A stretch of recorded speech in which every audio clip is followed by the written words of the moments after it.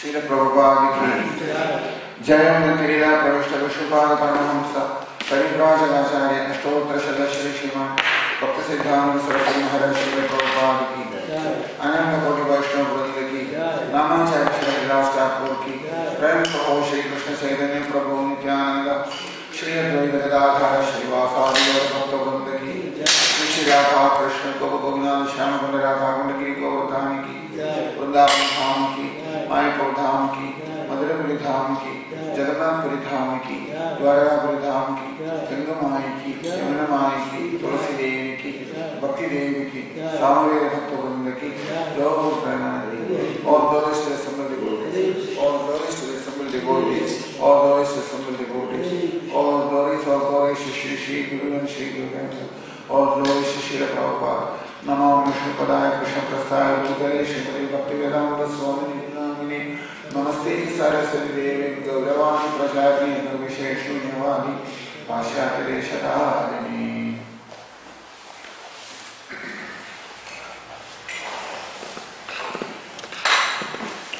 Om Namo Bhagavate Vasudevaya Om Namo Bhagavate Vasudevaya Om Namo Bhagavate Vasudevaya Om Namo Bhagavate Vasudevaya Om Namo Bhagavate Vasudevaya Om Namo Bhagavate Vasudevaya Samsara Sagare Magnam Dinapam Karunanidhi Karvagya Garidangam Mahu Bharavadava Srimad Bhagavatam Yoyam Pratyaksha Krishna Evahi Sri Bhagavati Mukhyartam Vasakare Manogati Madiyoyam Sabala Sabala Tvayam Nirvighne Kartavyam Dasoham Tava Keshava Bhave Bhave Yadapati Adayo Savajayate Tadha Purusharesha Nāsasvam Noyadaparo Nāsasankirtanam Yasya Sarvapāva Pranāshanam Pranāmo Dukhasamanam Tamnāmi Harim Param Jatmādyasya Donmayājagata Chate Savinyasvaram Tene Brahmagradaya Adipavane Muyandi Al-Surya Tejo Adikrutam Yata Vinimayo Yatra Trisargo Prasham Damna Sena Sadani Rastavuham Satyam Param Dhimahi Dharma Projita Gaita Utraparanam Dharmasaranam Saram Vedyam Vastavam Pravastu Shivatam Tavatvayon Muranam Srimad Bhagavate Mahamuni Krite Kimva Parayishvara Satyo Vrithyavayudhyate Prakriti Shushrushubhi Dakshana Nigamakalpatayo Gaditam Bhalam Shukamukhatamudadra Samyudam Pivaja Bhagavatam Rasamalayam Muguraho Rasiya Vivahuka Sachidanandaluvaya Vishwottavyavighegave Tatatraya Vinashaya Shri Krishnaya Vayam Namah Yam Praprachandam Anuveda Veda Kutyam Dvaivayano Virakadanam Chuhavam Putreti Dhammayadayantaro Hiniru Tam Sarvabhutadayam Mulimanadosmi Yasvanubhava Shudhisaragetam Adhyatmadipam Adhitirshadam Dhamam Samsarinam Karunayam Puranakuyam Tam Vyasasuna Upayami Gurum Muninam Narayanam Namaskrityam Naram Chaiva Narottamam Devim Saraswati Vyasam Tado Jayam Veere Kamaniyam Shoram Dhamute Talavelu Vadidadana Nilloho Mamavaji Chambadam Murare Madhurinam Kanika Vika Vikavi Namo Vishnu Padaya Krishna Prasthaya Bhutale Srimati Bhaktivedanta Swami Namine Namaste Saraswati Devi Gauravani Pracharine Nurvishesha Shunyavadi Pachanda Veshadane Srimad Guru Charanarvindabhyam Namah Vande Yamdavakaskrinam Padareno Mavishasha Yasam Narigato Gilam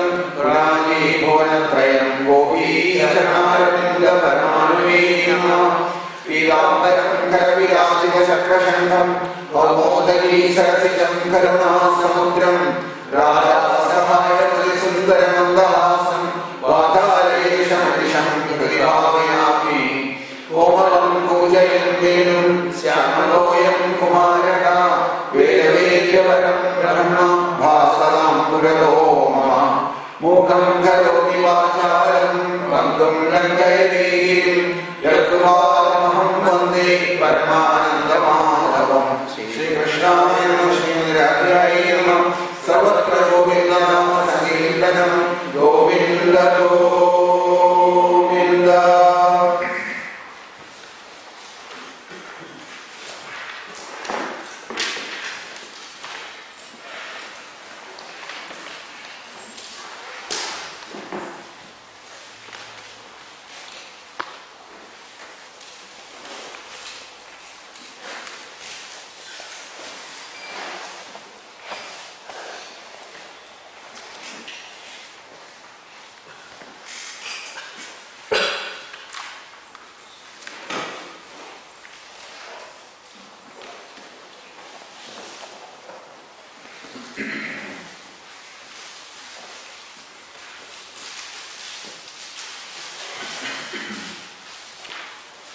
श्रीपरीक्षितुवाच ब्रह्मन् ब्रह्मण्यमुद्देश्य गुणैर्गुणवृत्तया कथं चरन्त्रिश्रुतया साक्षात् सदसदप्तरे। श्रीशुक उवाच बुद्धीन्द्रियमनप्राणं जनानां सृजल् प्रभु मात्रार्थं च भवार्थं च आत्मने अकल्पनाय च सैषा उपनिषद्धामि पूर्वेषां पूर्वजैर्धृतां श्रद्धया धारयत्यस्तां क्षेमं तच्छेद किञ्चन अप्रमेव वर्णयिष्यामि गाथां नारायणान्वितां नारदस्य च संवादं ऋषेर्नारायणस्य च। एकदा नारदो लोकान् पर्यटन् भगवत्प्रिया सनातनं ऋषिं द्रष्टुं ययौ नारायणाश्रमं। यो वै भारतवर्षेऽस्मिन् क्षेमाय स्वस्थये नृणां धर्मज्ञानशमोपेनम् आकल्पादास्तितस्तदा तत्रोपविष्टं ऋषिभिः कलाभग्रामवासिभिः परीरं प्रणतो पृच्छन् अपृच्छन्निदमेव कुरुद्वः तस्मै ह्यभूद्भगवान् ऋषीणां शृण्वतामिदं यो ब्रह्मवादपूर्वेषां जनलोकनिवासिनां। श्रीभगवानुवाच स्वयंभुव ब्रह्मसत्रं जनलोके अभवत्पुरा तत्र स्थानं मानसमानं मुनीनामुद्धरेदसां श्वेतदीपं गतवती त्वयि द्रष्टं तदीश्वरं ब्रह्मवादसु संवर्तश्रुतयो यत्र शेरते प्रश्नस्त्वमाप्यमनुपृच्छसि तुल्यश्रुतपाशीलस्तुल्यस्त्रियारमध्यमा अपि चक्रुप्रवचनम् एकं शुश्रूषवोपरि। सनन्दन उवाच सुसृष्टामिदमाप्रियशयानं सह शक्तिभिः तथैवोदयं चक्रुस्थलिङ्गेषु दयपरं यथा शयानं सम्राजं मदिनस्तत्पराक्रमैः प्रत्युषेभ्येभ्य सुश्लोके बोधयन्त्यनुजीविनाम्। So we had looked at the background of Shruti-Gita till now, as we discussed yesterday, that Shrutis are glorifying Krishna within the heart. When Krishna wakes up within the heart, that is this the prayers are referring to wake up Krishna from within the heart of everybody. So Shruti means Shruti is Vedam. Vedam is Shruti. And other literature like Smriti, Dhamma Shastra, all others they all belong to the category of Smriti. So that is why in the next verses you will see that words that will make us be conscious of the presence of Krishna within the heart, that knowledge is addressed as Shruti. That's why we will see the next verse, 3-4 verses. Shrudaya uchuhum jaya jaya jaya jaya jaya jamajida doshpribhita gunam tamasi yadalpana samavaruddha samasta bhagam atajato kasoma akhila shaktava bhavanagate ujida jayalpana jarato nujare nigamaha brkadubadatthamedadavayandavasheshakaya ida udaya samayo vigridayar mudiva vigridam adakashayo adustvaimano vachanam charitam कथमयदा भवन्ति भुवि दत्तपदानि मननाम् Ididasurastrayadipade Akhila Lokamalam Shapanakathamrudati Avagahyatavam Sijahum Kimudamuna Sadhama Viduda Ashaya Kalaguna Parmabhajandiye Padamajastra Sukhanubhavam. So Shruti is saying, Shrudaya Uchu, Shruti is saying that Shruti Gita goes like this. So the first verse is waking up Krishna. What it says is Jaya Jaya, all glories to you. All glories to you. And Jaya Jaya, and then the next word is Jahi. Jahi means please kill this. Kill Jahi. And Ajam. Ajam means has got two meanings. Ajam has got two meanings. Ajam is goat and Ajam is also Maya. Both meaning that word Ajam has got. So literally sometimes people took it that Jaya Jaya Jahyam Aja. They took it like this. Jaya Jaya Jahyam Aja. In other words, that kill that goat. Kill the goat. So apparently it seems that people say that because this instruction was taken that way, that is how sacrificial goat has come. People started sacrificing the goat in this way. People started sacrificing the goat because they took the meaning as Ajam is goat. And when they started taking the meaning of the word as goat, then they started killing the goat, and that is one argument. Ajam Jahi. So sometimes from this what we have to understand is that where we are in our consciousness, accordingly we will take the meaning from the Shastra. When Shastra is telling us something, according to our own state of consciousness, we will take the instruction. That is how it happens. So here you can see Ajam Jahi. In other words, there is also the meaning of the word Maya there. So people started saying that instead of killing that, in order to kill Maya, you make a sacrifice of a goat. In that way, people started misinterpreting these things. Dosha Gubhida Gunan. It says Dosha Gubhida Gunan. The headed Ha, it is what is known as Chandasam in the Vedam. Then sometimes it is Grihida Gunan, but Grihida Gunan it says that is the science of the grammar, Vyakarana Shastram in the. So in Chandas they will say Griha, but instead of that Ha has become Bha there. That is how that word Grihida Gunan has come. Grihida Gunan has become Grihida Gunan. Katham Charandi Shudayaha. You can see there. Katham Charandi Shudayaha. So Jaya Jaya Jahyajam Ajida Dosha Grihida Gunam and Tomasiyadalpana Samavarudha Samastha Bhagam Agajagadogasa Akhila Shakti Avabhodagate Ujidajaya Alpana Agajarado Nujare Nigamam.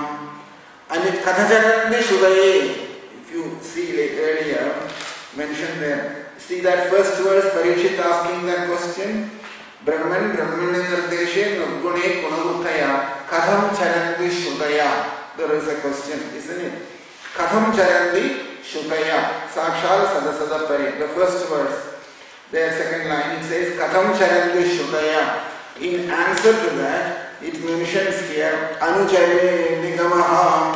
That is why that word Anujare Nigamaha, the last word in this first verse. Charato Anujare Nigamaha. Katham Charandi Shudaya. How does the Shrutis talk about the Vedam? So in answer to that, Charado Anujare Nigamaha. That with Maya and sometimes with Maya and permanently or eternally Sadananda Rupena. That means in full place that what is happening there is that Vedam talks about the truth. Kujita jayalpana acharano vijane nigamaha. So, here, our discussion, our topic is here Vedastuti, isn't it? Vedastuti. And how Vedam glorifies Krishna and how that will become a cause of self-realization. That is the question here. That's the question here. How does it help to realize the self? That is the question here, isn't it? That's our question. How does the Veda Shruti or Stuti Gita will help us to realize the truth? So, for in the Vedic tradition or in the Sanatana Dharma tradition, Shruti is our topmost pramanam. Topmost pramanam is Shruti or Vedam. And all other religions also, all other religions in this world, they will also talk about their authority, isn't it? For example, in the Christian religion, they'll talk about Bible. Islam religion, they talk about Quran. So, there will be some authority for every religions in this world. Even among the Sanatana Dharma followers, there is Vaishnavas, Shaivites, and then there is Ganapatiyas, who are worshippers of Ganesh. And then there is Haumaram, who are worshippers of Subramanya. And there is worshippers of Shakti, which is known as Shakti. Like this, different sampradayams exist in Sanatana Dharma also. And every one of them, they will talk about a book as their authority, as a book as their authority. If you ask the question, is that how you are talking about Vedam? If you ask that question, no, it is not. That is not how it is spoken, Vedam is. Because normally we say a book is an authority, isn't it? And sometimes suppose you are born in a particular tradition, or you have taken an initiation in a particular tradition, therefore we say that is the authority. Normally, it is like that, isn't it? So, because they are born in that tradition or they have accepted some initiation in that tradition, they accept that book as the authority. Only because of that. So they are feeling that identification, and they feel the pride that is our authority in that way. But we don't say Vedam is the authority because of our pride, that Vedam is the authority. Because Vedam itself says it is Apaurushayam. It says Apaurushayam. Apaurusha means beyond human, where human beings has its limitations, isn't it? Estu bhayona vidyate edam vadanti vedena tasmal vedasya vedada. Vedam is saying pratyakshana animityeva. Directly, not like other authority, Vedam says to us, it is Apaurushayam. Apaurushayam means what you cannot find by direct experience, or what you cannot get to know by any inference or speculation, then pratyakshana estupayo no vidyate, and you are stuck there. You can't go more than that, further than that. Evam vadanti vedena tasman vedasya vedada. That is what it is. Apaurusham. In other words, Apaurusham means it is a revealed literature, revealed text, isn't it? Which means that nobody has written this Vedam. Vedam has not, you cannot say anyone is the author of the Vedam.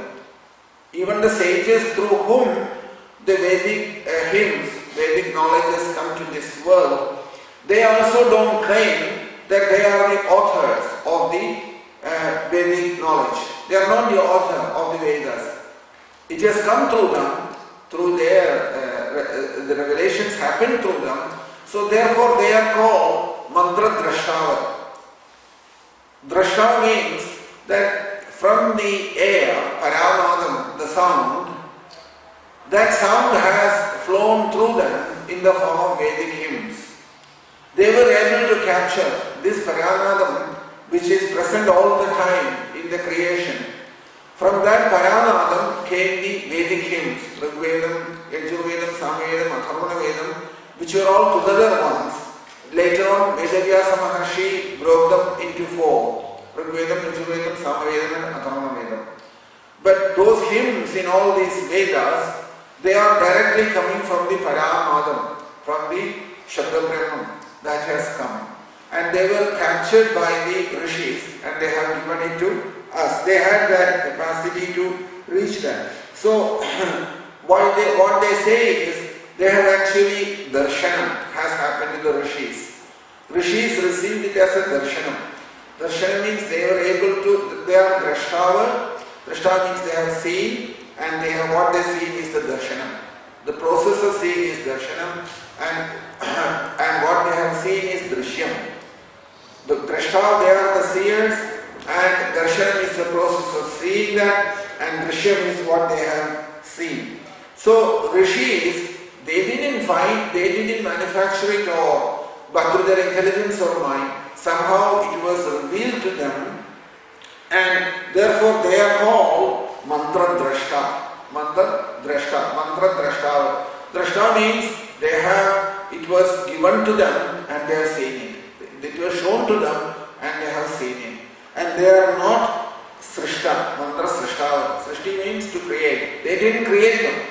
It was given through them from the Shabda Brahman. It has been released through them.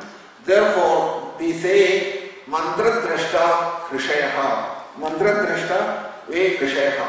All the rishis are mantra drashta. Mantra drashta. So they have seen, they have got this mantra, and their darshanam is this, all this mantra. Which one? All the Vedas and Upanishads. Upanishads are also part of the Vedas, isn't it? So Upanishads and Vedas are there, what we call as darshanam. It is not something they have manufactured or they have from their brain or mind, but it was revealed through them. It came through them to this world. Therefore they are called drashtava. They have seen it and they got it. So, therefore it is called apaurushayam. It does not belong to the ability of anybody, including the rishis. In other words, it was not created by Purusha. It doesn't come from any person from here. And therefore, the corruption that will happen in course of time. In other words, corruption of the person who has, suppose normally anything when you create in this world, any book or any literature, in there is always some corruption of the person who has written. And the corruption of the false ego of that person will be there. And similarly is individual mind, their corruption. All these things will be there. But in Vedam, such corruption doesn't exist. Such these scholars who have studied Vedam, they have agreed on this point that Vedic literature has no corruption in there. Normally, anything that's been written or spoken by anyone in this world, there will always be some corruption in it, of the ego or ahangaram inside, or from the mind, according to the chittavritti inside, or the personal, if he has any personal preferences, those corruptions will always exist in the literature. But Vedam does not have that. Why? Because nobody has written that. It was revealed to them from the Paramadam, from the Brahman. Shabda Brahman has revealed to them, to the Rishis, and Rishis gave it to us. That's all it is. Upanishad said Vedam. That because it was revealed through them, they are called mantra drashta. They are the drashta. So, not only that, what else is Vedam has become the authority? What else is the reason? Vedam is not showing to us something new. It's not trying to tell us about something new, what we don't have. Just like you can see, the mirror is an authority for us. Mirror. For example, Like we say, if you want to find your face, you look at the mirror, isn't it? You look into the mirror. In whatever you see in the mirror, that's there on your face. That's there on your face. Similarly, in other words, the mirror is actually a reflection of your face, and therefore mirror is an authority for you as far as your face is concerned. Because it is only showing exactly what you have on your face. That's what the mirror will show. Similarly, when you don't require any other authority and it is on its own, it is capable of revealing the truth to us, and due to ajnanam or avidya, without knowing the truth, when we are in a situation like this now, because of avidya, we know very well that there is avidya in all of us, isn't it? Avidya or ajnanam. What is the proof? Proof is this, that we don't know who we are. That is the avidya. We don't know who we are. That is the avidya or ajnanam in us. So when we are in that stage, that Vedam is telling us that you have already got it, the truth you have, but we are not experiencing the truth. And we haven't got any other way of finding it out either. In that situation, Vedam is trying to give us some indication through which we will be able to accept that reality of our identity, what Vedam is revealing to us. This is the business of the Vedam. That's what Vedam does to us. What we do not know about us, that means our identity we don't know. Vedam is telling us it's already there inside. So in order to realize that, because what is the reason why we are not able to realize our identity? Due to avidya or ajnana. So the position or the purpose of the Veda is to remove that ignorance from us and show it to us our identity exactly like a mirror, and you look at in the mirror how it gives you the information about your own face, how you can see in the mirror for yourself and get convinced that this is what you are. What you are seeing is exactly yourself. Similarly, what Vedam does is, it removes that avidya or ajnana from inside and show to us that truth what we are all looking for, you can see within yourself. And when you do that, you realize the self. That's what the way Vedam is. So, paroksham, Shruti, what it does is paroksham. Paroksham means indirectly. Indirectly, it points out to the truth.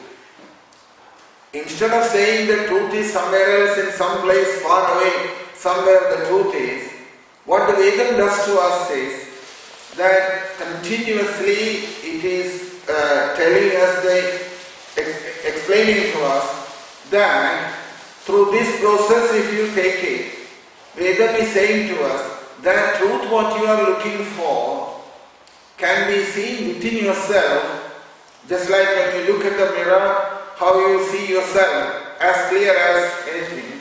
So, and you can get convinced that that is your face, that's how you look, isn't it?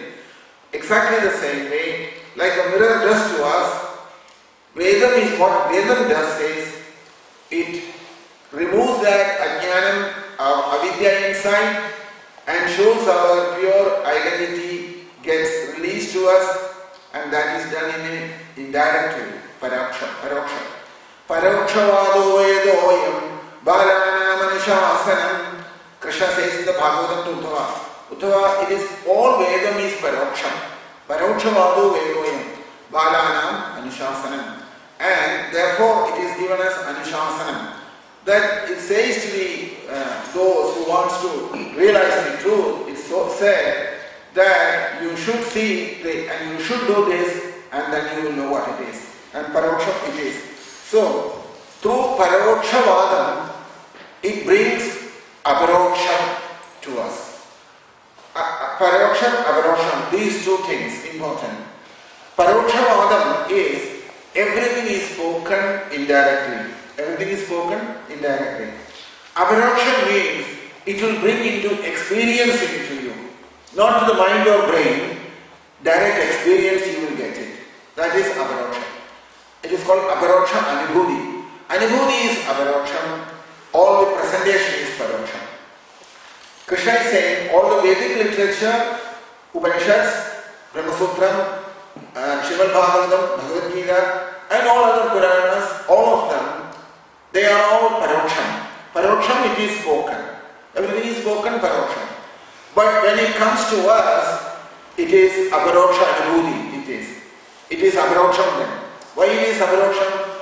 If it comes to mind or brain, it is still not in the state, you have not experienced it yet. But suppose you have experienced it, realized it, then it is aparoksha. Then it is aparoksha anubhuti it is. Then after that, you don't need the book anymore. You don't need the books anymore. Shastra is not required. That is why it is aparoksha. You follow that point, yeah? That paroksha means what is given to us indirect instructions. And that when it properly taken inside and it realized, it becomes aparoksha anubhuti. That is why these two words, paroksham and aparoksham, has come. So, aparoksham is the Vedam, paroksham is the Vedam, aparoksham is the anubhuti. Anubhuti is aparoksham. So, when that happens, what does that mean?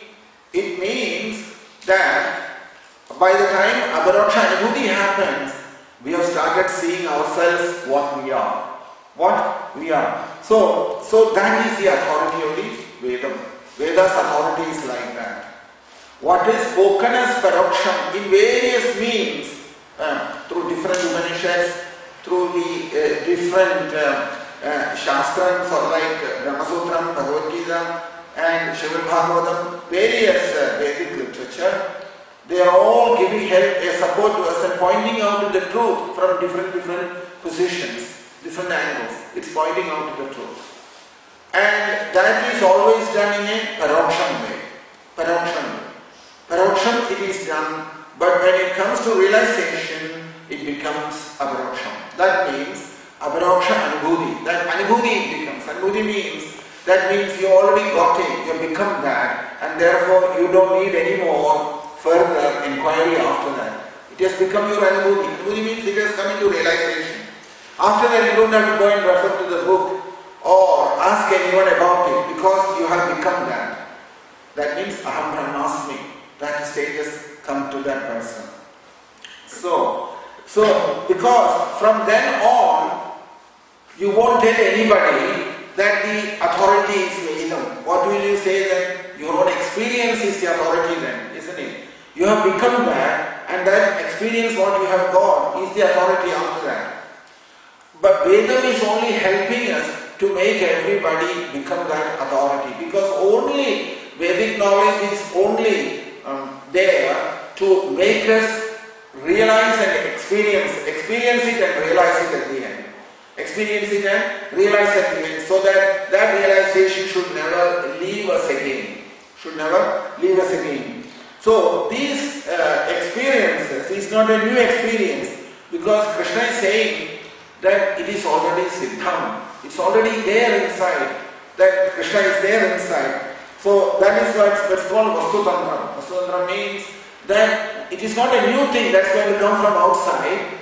All that is going to happen is avidya goes away and jnanam or the knowledge manifests in a person.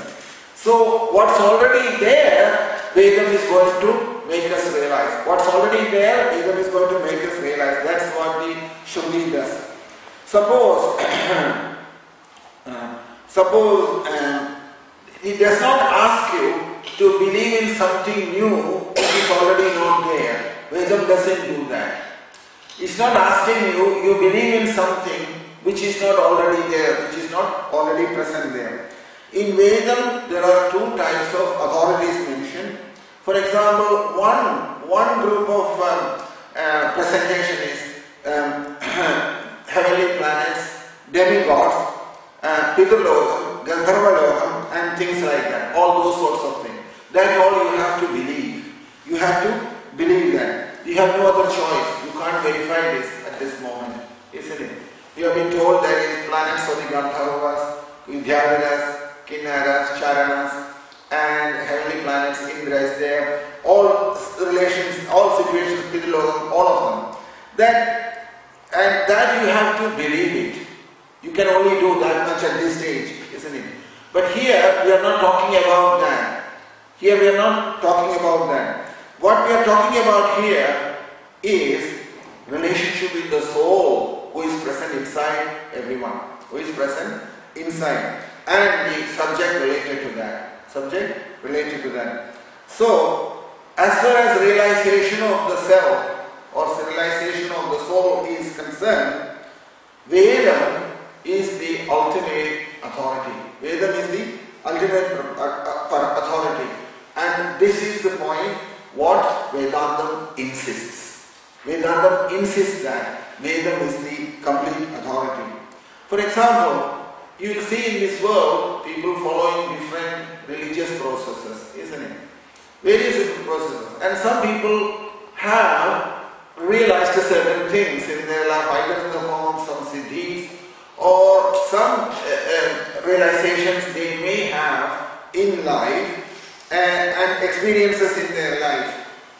So, and they may say that I had this realization or some kind of closer, better understanding of the truth from their own upasana or from their own effort. They have got to a higher stage. So,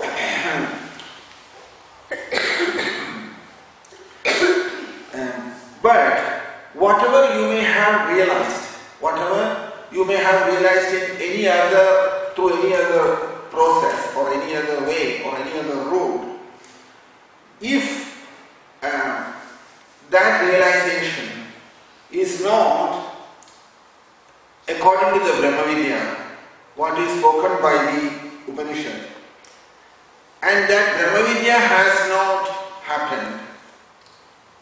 Brahmavidya, what is spoken by the Upanishads, if that Brahmavidya has not come into a person, then your experience is your authority then, isn't it? Your experience is your authority. For example, Upanishads talks about Brahmavidya. That is what Upanishads does. Talks about Brahmavidya. So, whatever you have realized in this world, if you haven't realized that Upanishad Prasiddham, that means what Upanishads have spoken about as that Brahmavidya, if that is not, if that has been realized by anyone, then your experience is an authority. Your experience is an authority. For example, there are people with various realizations. Some people say that they have seen the light, or some others say they are on an astral plane, or some others will say that they felt that in their dream state somebody had appeared and spoken to them in their dream state. And some others will say that on a particular place where they went, they had some things were revealed to them. Like this, people come up with different experiences in their life. Is it not? Come up with different experiences in their life. That's fine, but whatever you may have received in that way, if the Upanishad's knowledge has come to you, what is known as that Brahmavidya, if it has come to you, then your experience we will accept as an authority. Otherwise not. That is the problem. Vedanta is like that. Very rigid on that point, because Upanishads are coming through the Vedas, isn't it? So Upanishad Vedyam means what Upanishads are talking about is that truth is the only truth Vedam will accept, because the strength of the authority behind it. Great sages who have given this to us. Nama Parama Rishibhyo Nama, we say. Parama Rishi is our obeisances to them. Therefore, leaving behind these Vedas and Upanishads, there are many other people in this world who talk about their realizations. As I mentioned, some people had in their dream some kind of, they say that we had this vision in our dream. Or some people say they have, in their meditation they have seen the light. Or some others will say that at a certain place where they went, they had some siddhis they have acquired. Sometimes it happens in life. It happens in life. That, so you may take that, all that as that your realization of the truth. You may say that you have realized the truth in that way. But Vedanta is very particular about this, that whatever you have darshanam or realization is you have got it in that way, whatever you have realized. If it is in agreement with the Upanishad's knowledge which is called Brahma Vidya, if that Brahma Vidya, if you have, if it has manifested within you and you have that realization, then it is possible you have to accept your authority of all other realizations. Without the knowledge, without the realization of Brahma Vidya within, whatever you may speak as authority of your realization in different ways, that's not acceptable. This is very firm and very rigid. No Acharya will change from this position. Starting from Shankaracharya right up to Chaitanya Mahaprabhu, they will insist that this must be accepted. This is the way it is. Why? There is a reason behind it. That various people may present various things. It is likely to pollute everything. It's likely to pollute everything. Whereas Acharya's position on this is very firm and clear. That Vedam is about Rishayam and that is the authority. It is not that asking us to take something, because Vedam provides a lot of logic in various ways to indicate, point out to the truth. And that is the reason. For example, it doesn't matter, you know very well what I am talking about, that people bring various authorities in life, isn't it? Some people say they had certain kind of meditation they have performed and they have attained the truth, they have realized the truth, they say. Some people say there are different institutions, they are teaching these things. They are saying that they have seen the light in their meditation. And sometimes some of the yogis who have got various siddhis in them, perfection. Once it so happened that one person who was known to me, he was walking through a temple and there was one sannyasi who was wandering around in the same compound of the temple. So seeing this sannyasi, this friend of mine went up to him and paid his respects to him. So that sannyasi felt some happiness towards him and he picked up some sand, because it was a completely sandy area, it was all around the temple, it was full of sand. He took some sand and gave it to him and told him to put it in the mouth. When he took the sand and put it in the mouth, he felt like sugar. The sand which was picked up from the ground and given it to him, it was exactly like the taste of the sugar inside. Now, these are yoga siddhis. Now, because these yoga siddhis, so many people have got different yoga siddhis in this world. Many yogis have siddhis. But seeing all that siddhis, people should not get misled by that. They should not think, oh, because he has got that siddhi, he has realized the truth, you can't say. That is the important thing. That is why Upanishads are insisting this. Because otherwise people will get misled by all these kinds of things. It has happened throughout the history. That many times, many yogis, they will, due to their yogic power, because yoga power comes due to intense sadhana. They develop a lot of yogic power, people have developed many things like that. So due to that yogi power, people will get attracted. Yoga Ishwari siddhis. They get attracted and they get carried away by that. But that does not mean that they have realized the truth. This is what Upanishads are saying. Upanishads' truth has not been realized, they may have acquired yogic power. Now, having acquired that yogic power, at the same time, their realization of Brahma Vidya, is in tune with Upanishads, then we can accept them. Otherwise not. Otherwise we will not accept them, because it is not a fanaticism, but it is necessary so that the authority of the Vedas one can never cross over under any circumstances.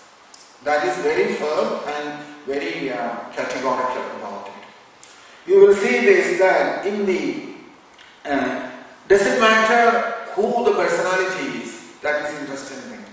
Who the personality is, if he brings something which is not in line with the Upanishad's realization, then it is not acceptable. Then it is not acceptable. So, and only this point will be only very clear who are thinking a much more scientific way about it. For others it will be a little bit difficult, because the logic you have to capture behind it. Why it is spoken so strongly about it. Then realization in this world, throughout the world there are so many people looking for the truth, searching for the truth through various processes and means, isn't it? In every tradition there are personalities who have developed many power in yoga process in various ways. They have developed. Does it mean that they have realized the truth? No, not necessarily. Not necessarily. That is why Upanishad says that this Upanishad Vidya, Brahma Vidya, what is spoken in the Upanishads, if that is your realization is in line with that, then it's fine. Doesn't matter who it is, if it's fine. But if it's not, it cannot be accepted. Cannot be accepted. This process, Shankaracharya accepted in Brahma Sutra. Brahma Sutra commentary, if you read, you will throughout he will mention this. That he says here, people will say, because there are so many sages, isn't it? So many great personalities are there. Kapila Maharshi, Kanada, Gautama, many personalities like that. So he says here, suppose you come and tell us something that Kapila has said like this, Kanada Maharshi has said like this, and they were all great personalities, no doubt. We pay our obeisances to them. We pay our obeisances to them. But if they said something, and if you come and tell us that they have spoken something from the Vedas, but if it is against the Vedic presentation or the Vedic injunctions, then we pay our obeisances to them, but we keep them away. That is the process. That's the process. The thing is that, because it will always happen in the society, isn't it? That things can get distorted all the time. It's quite common, isn't it? Suppose somebody, because in their days you can imagine many great sages lived, and they had their own ashrams, their own disciples, and the disciples would be hearing from their teacher or from the guru. And so it is possible that some of them may go in a different route. It is possible, because we can see, for example, Vedavyasa Maharshi had a disciple called, he had four major ones: Paila Maharshi, Sumandu, Vaishambhayana and Jaimini. He taught the four Vedas to these four disciples. Rigvedam was given to Paila Maharshi, and Yajurvedam was given to Sumandu, I think, and other two also, other Vedam to one, Paila, Sumandu, Vaishambhayana and Jaimini. So Jaimini took the Mimamsa. Jaimini took the Mimamsa, what is known as Purva Mimamsa. Now Purva Mimamsa is all the Karmakandam concept, Vedam. But Vedantam comes from the Uttara Mimamsa, the later half, Jnanamargam. Karmamargam, Jnanamargam. Karmakandam, Jnanakandam. So Karmakandam is what Jaimini has gone with. Yes, Jaimini has gone with the Karmakandam.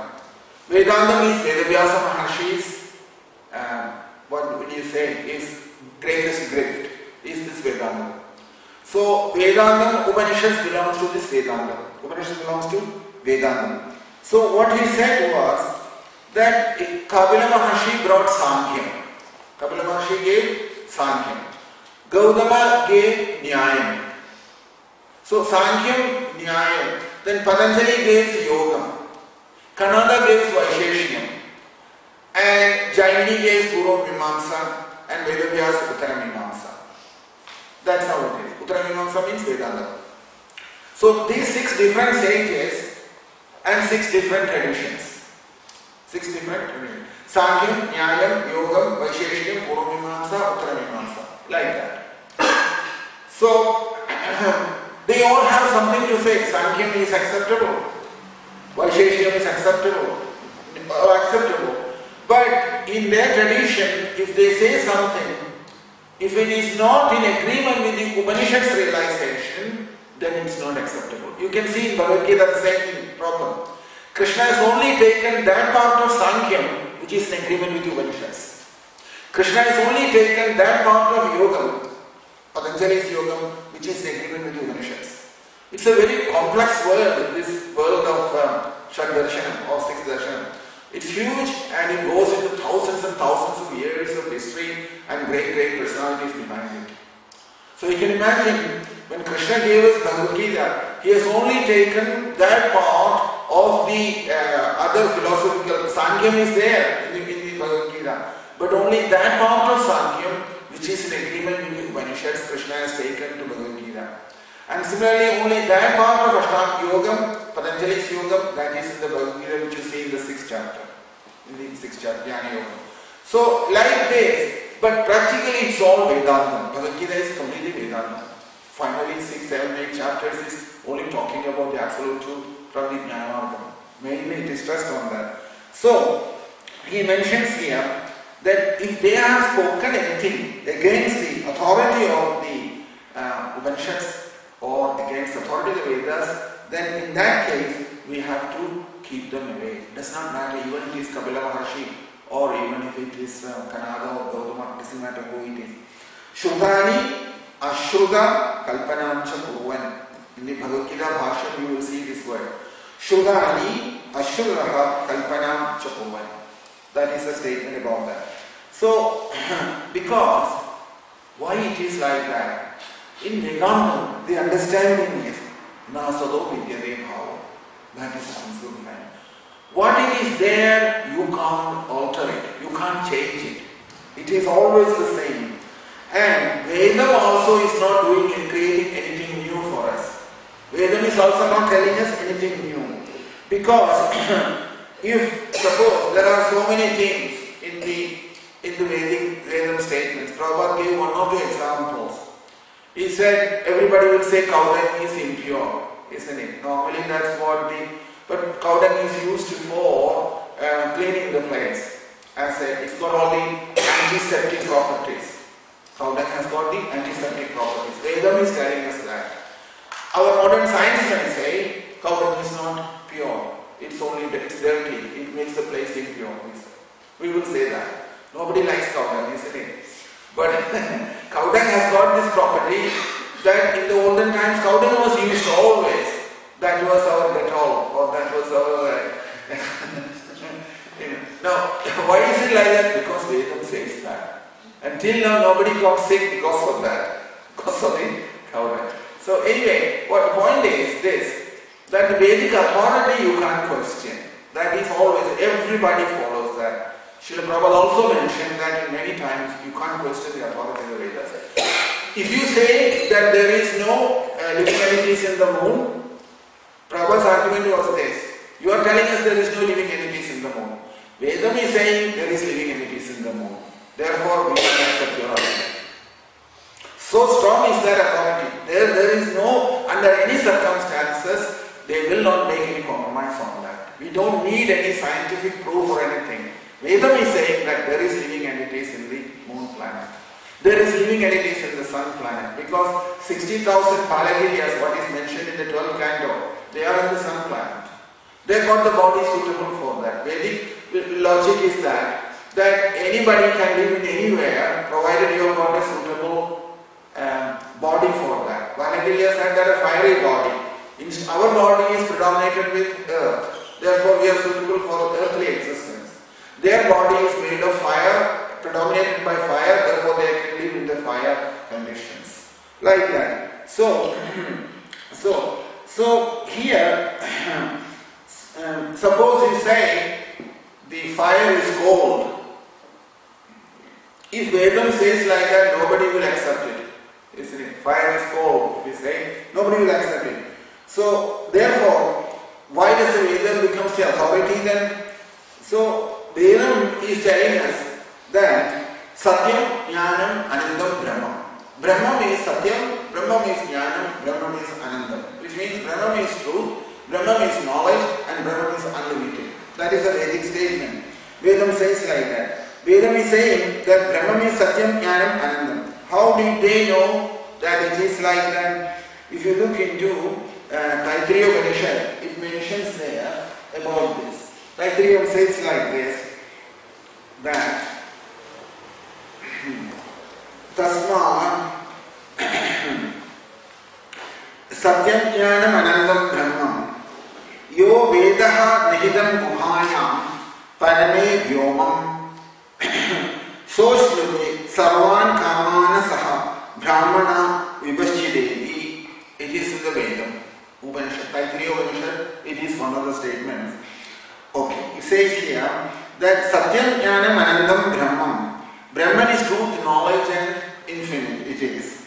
And Yo Veda Nihidam Guhayam Parame Vyomam.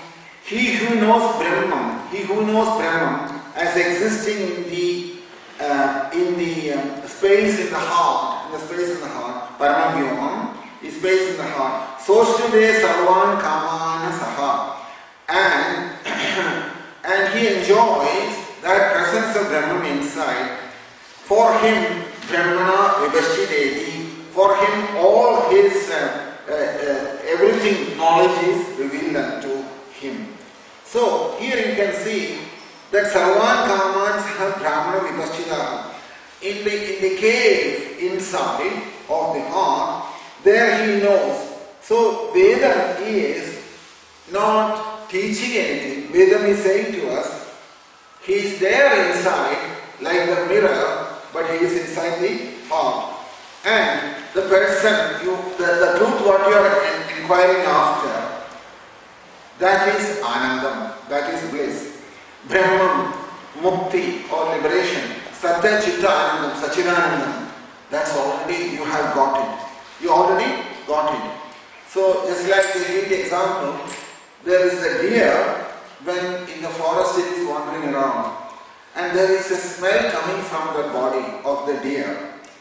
And that smell that's coming from the deer does not know it's coming from its own body, and it's wandering around all over the forest. Where is the smell coming from? It's looking for that. Similarly, and finally, I don't know what the English word, Kasturi they call it. Musk is it? Yeah. That. Musk. So musk is coming from its own body, but it doesn't know that. It runs around all over the forest to find out where that smell is coming from. Similarly, within us, Krishna's presence is there. That because of that, we are doing so many things. We are able to do many things, and we are able to engage in several activities through mind, intelligence, and senses, and this gross body. All this is working and functioning because of the presence of Krishna inside. And but still we are thinking that we have to find Krishna somewhere else. That's some comparison there. So we are looking for protection in this world and dependence on something, to be dependent on something. Knowledge, and that knowledge, and we are after. We are after that knowledge to find out where I will find some shelter. So therefore Upanishad says to us, Satyam, Jnanam, Anandam, Brahma. All these three things are you. Yourself have got all that. That's what the Upanishad's point. Satya, Chitta, Anandam. Three things, isn't it? Eternity, full of knowledge, full of bliss. All these three things is there within you. You don't have to go looking for it somewhere else. This is the Upanishads wants to tell us.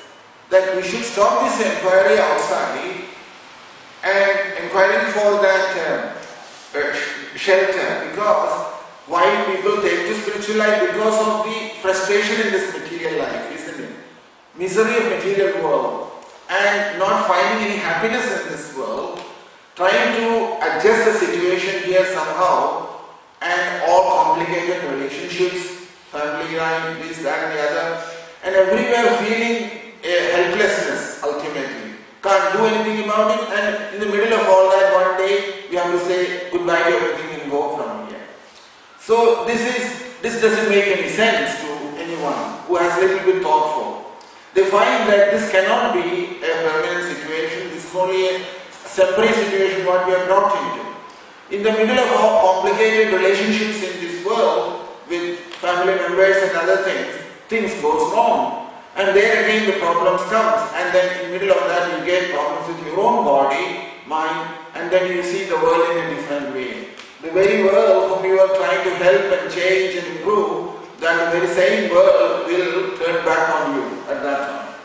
So all these things baffles everybody. Everyone gets perplexed by this, by the nature of this world, isn't it?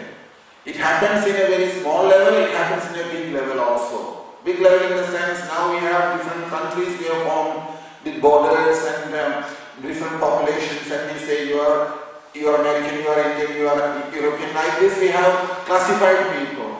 And they also each other take sides each other and fight against the other.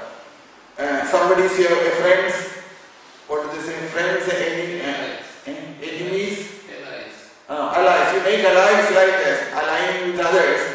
And enemies your friend in that principle. That's all going on in this world, isn't it? So all these things is only a proof of our dissatisfaction inside. That something is not right here. You cannot have a proper relationship with anyone in this world, it is the truth. Because all relationships are tarnished with something that either motivated or some kind of purity is not there in these relationships. That is what the point is. What I am saying is that it baffles everyone in this world. Today somebody is your friend, tomorrow is your enemy. And the national level also it is happening. One nation is a friend of another nation. For selfish reasons they will align together. There is nothing more than that. And then they will say, oh, we all belong to the same group and all that they will say. It's completely based on the body. And if they have another enemy, they have common enemy, then they will fight together to fight. So these things are going on. And actually thoughtful people find all these things making no sense. And we have to become a part of that. If you don't join any group, also you are in trouble. So this group business and clubbing each other, making this kind of things, everywhere it's going on in spiritual organizations, material organizations, in businesses, companies, everywhere it's happening. There's no place without these problems. So, but when you are to get involved in such situations, you start wondering, is this all correct? What is going on? You know that it's not correct, but for survival and existence, you have to join a club. Somewhere, in whatever situation is, you have to declare, I'm with you, so that you don't give me trouble. So, this kind of things. So, it is baffling and it is perplexing to everybody. So, the point is here that ashrayam, but you know very well that you can't take shelter of any of these things because they are all false. They are all false at the end. So, where can be the genuine shelter? Everybody needs a shelter at the end. There is some shelter needed, knowledge is required. And that shelter is what we are all looking after. What Upanishads are teaching us. Sattva, Chitta, Anandam. That means Sattva is eternity. Eternity means I exist eternally. I don't need anybody's shelter for eternity. Chit is the knowledge. I have the knowledge. I don't need the knowledge from another outside source. Anandam, third thing. I have the Anandam. I don't need to get the Anandam from outside. That is why these three things are important. Why are they pushing these 3 points, Sattva-Chit-Anandam? Because it's something already there within us. Only due to Ajnanam, Avidya, I am thinking that I need all these things, or I need the shelter and protection from somebody else outside. I already have it inside, but because of Avidya in me, I am not able to realize it, and that is the problem. And that is why Satyam, Sattva, Chitta, Anandam, Sachidanandam, as it is mentioned there, those 3 things, Sachidananda Rupaya, Vishwalpatyadi Hedave, Tavatraya Vinashaya, Shri Krishnaya Namo Namah. Shri Krishna Namo. So if you say this same thing, Tapatrayam, that is what Tapatrayam. Tapatrayam means the three kinds of distress, isn't it? We have Adhyatmikam, Adi Bhautikam, Adi Devikam. All these three distresses do exist. Adhyatmikam means problems within the mind and our problems inside the body. All of this is Adhyatmikam. External problems of other living entities, what is imposed upon us by other living entities, that is Adi Bhautikam. And what is imposed upon us by the nature, like earthquake, floods, cyclone, tsunami, all those things are Adi Devikam. So all these three kinds of distress we have to face in this world. We have no choice there. Adi Adhyatmikam is there, but Adi Bhautikam is very difficult, isn't it? Adi Devikam we can't do anything about it. Most of the time we are fighting with the Adi Bhautikam. Adi Devikam we don't complain because we are helpless. There is not even thinking about it. Adi Devikam is concerned. Adhyatmikam also we can tolerate, and somehow as long as the body and mind is in a reasonable shape, there is not a big problem. But this Adi Bhautikam, what comes from the other living entities which we have to constantly fight against. So anyway, these three things, Tapatrayam is there. So Tapatrayam, these three kinds of material miseries, that has to go, and finally full peace, Shanti has to come of total satisfaction inside. If you talk about that in the modern language, it is called fulfillment. It is used very much nowadays, the word fulfillment, isn't it? Fulfillment, absolute fulfillment. So that fulfillment, physical, biological, psychological fulfillment, it's not that. It's not that. It's not a physical fulfillment or psychological or biological fulfillment, because on a much deeper level, even though you may have all these things, which means biological or psychological or physical fulfillment, still there is no complete satisfaction inside. You will not have satisfaction. So it is at that stage he is looking for something on a much deeper level. That's spirituality, isn't it? You are not satisfied because sometimes people have all that. They have all the biological needs are met, psychological needs are met, and their physical and biological and psychological, all their needs are there, and they are all reasonably satisfied, but still inside they will be requiring for something on a deeper level. He's still trying to find out what next, isn't it? That inquiry is there in everybody. That's why people come to spiritual life. So there, it is like this. There is a story spoken about that to make it a little bit more clearer. Once it so happened, Ganesh, it's in the Puranam, this story. Ganesh goes to see Vaishravanam. Who is Vaishravanam? Vaishravanam is Lord Shiva's associate. So he goes to see Vaishravanam, he's a devotee. So Ganesh, Vaishravanam wanted to invite Ganesh for a dinner. This is all going on there also. The same thing what we are doing here. Inviting and making friendship and all that. So Ganesh was invited by Vaishravanam once. And Ganesh went to visit Vaishravanam. So, but Vaishravanam arranged a big feast. Ganesh likes to eat well, isn't it? You know, Ganesh is known for that, eating.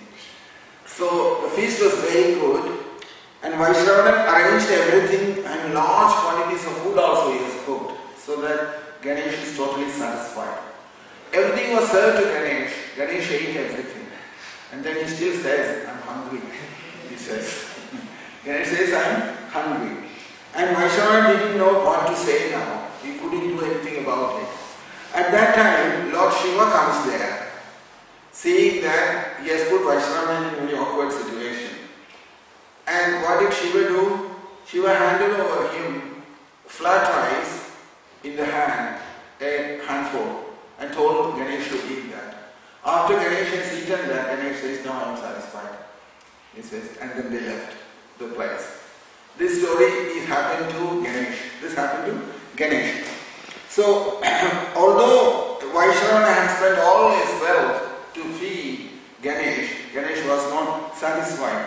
But when Lord Shiva gave this to him, a handful of flat rice, he was satisfied. Similarly, human society also, with the money and the position and sense enjoyment, all these things he has got, still he is not satisfied. Still he is not satisfied. It is at that time, by the mercy of the spiritual master, he realizes that when he hears this, one of these Mahavakyams, Aham Brahmasmi or Anam Brahma, from the spiritual master, he gets a total satisfaction inside. Spiritual master's instructions to the disciple completely satisfies him. After that, he is not looking for anything. All his inquiry has come to an end. So therefore, that satisfaction comes complete at that point, because what has the spiritual master done to him? He has made him aware, for your fulfillment and perfection, nothing is required from outside, that's already there within you. All what he has done is, he has taken your attention towards that place, where it is. That is spiritual life. That's why it is important that we have to be first convinced that what I am looking for is not outside, it is inside. Only in that, remember yesterday we spoke about that verse, Antaryami. Antaryami principle is the most important thing in spiritual life. Tameva sharanam gacha, sarvabhavena bharata, el prasadal param shantim sthanam prapsyasi shashvatam, in the 18th chapter. Where does he say that immediately after the Ishwara's, you will see the place where it is spoken, Krishna has spoken. First saying, Ishwara sarvabhudanam hrideshe arjuna tishtadi. Brahmayan sarvabhudani yantraruthani mayaya. After saying that, it is the next verse. That is the importance of that. First Krishna says to us, in all living entities, sarvabhudani hrideshe, within the heart Arjuna, I am there. Tishtadi. Hrideshe Arjuna tishtadi. And it is he sitting there, keeping us in this, what do they call the giant wheel? Giant wheel of karma. He is sitting there, he is rotating us. Brahmayan Sarva Bhutani, all living entities, is going through this cycle of birth and death. And that is the wheel. Yantra Ruthani Maya. Maya is doing that, but it is supervised from here, from within. If you have accepted that verse, then the next thing Krishna says, Tameva sharanam gacha. Surrender there to that person, Antaryami, who is inside there. Deity worship and all is to get to this point at the end. Deity worship, Krishna Prabhupada mentions it after that. Deity worship is for this purpose only. To bring us to this point, Tameva sharanam gacha sarvabhavena bharata. If it doesn't happen, we will remain in the deity worship stage. We won't go further than that. That is why among the three classes of devotees, which Nivina Vayogi Sambhadam, you have seen three sides of devotees, isn't it? Sarvabhodeshu yapashe bhagavad bhava valmana budhani bhagavatyasha savai bhagavadottama. The first class devotee. Talking about one who sees the Antaryami in everyone. That's the first class devotee. Second class is the Ishwarota Adhineshu Balisheshu Dishasucha. That means one who sees who discriminate people. That somebody is my friend, somebody, he says, if you look into that word, he says, Ishwaro, in the second chapter, I think, in the 11th canto, he says, Ishwaro tad adhineshu, balisheshu, dishasuja, and Prema, Maitri, Kripa, Upeksha, Karoti Samadhima. Words 45 and 46 and 47. Three verses. Yeah. First verse referring to the first class devotee who has realized Antaryami and seeing Antaryami in everyone. So he not only realizes himself but seeing Antaryami in everyone. That is first class. Second class devotee ईश्वरे तदधीनेषु बालिशेषु विषुषु च प्रेम मैत्री कृपा उपेक्षा एकयोति समन्वितम. This first class devotee, he doesn't have any differences from one to another. Everyone, Krishna is present there in them. He is fully realized that, therefore he does not differentiate from one person to another. The second type, Madhyama Adhikari, he says that for him, he keeps friendship with the devotees, he worships the deity at the temple and makes friendship with Krishna in the temple and makes friendship with the devotees and shows compassion to those who are fallen and indifference to those who are envious or those who are not friendly, unfriendly. Like these four different four classification comes to be. Classification is not a good thing. It's a lower thing. It's not a high thing. Differentiating people. That's a lower class mentality. That somebody is upper class, somebody is lower class. If Krishna is present in every living entity, where is the question of higher and lower? Where is this coming from? But because this understanding is not there, people in spiritual life also, they bring all this dirt into that. And then last class is the third class. Archaya meva hare pujamya shandaye hare nadhar bhakteshu janiyeshu sabhakta bhakta spuda. One who simply sees the deity in the temple and this is all spiritual life is about and he lives in that consciousness, he is prakrita spuda, he says. He is a very, he is not saying he is not a devotee, he is a devotee but he is prakrita spuda. Prakrita spuda requires a lot of purification within. That's what is necessary. That's what he's saying like that. So these three kinds of devotees also has come and similarly and what the spiritual master does is that seeing here and realizing here is more important within.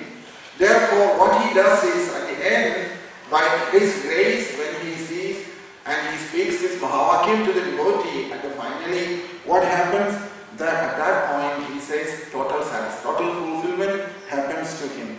Because he also realizes that for his own fulfillment or perfection, nothing is required from outside. Nothing is required from outside. I am myself complete. I am myself complete.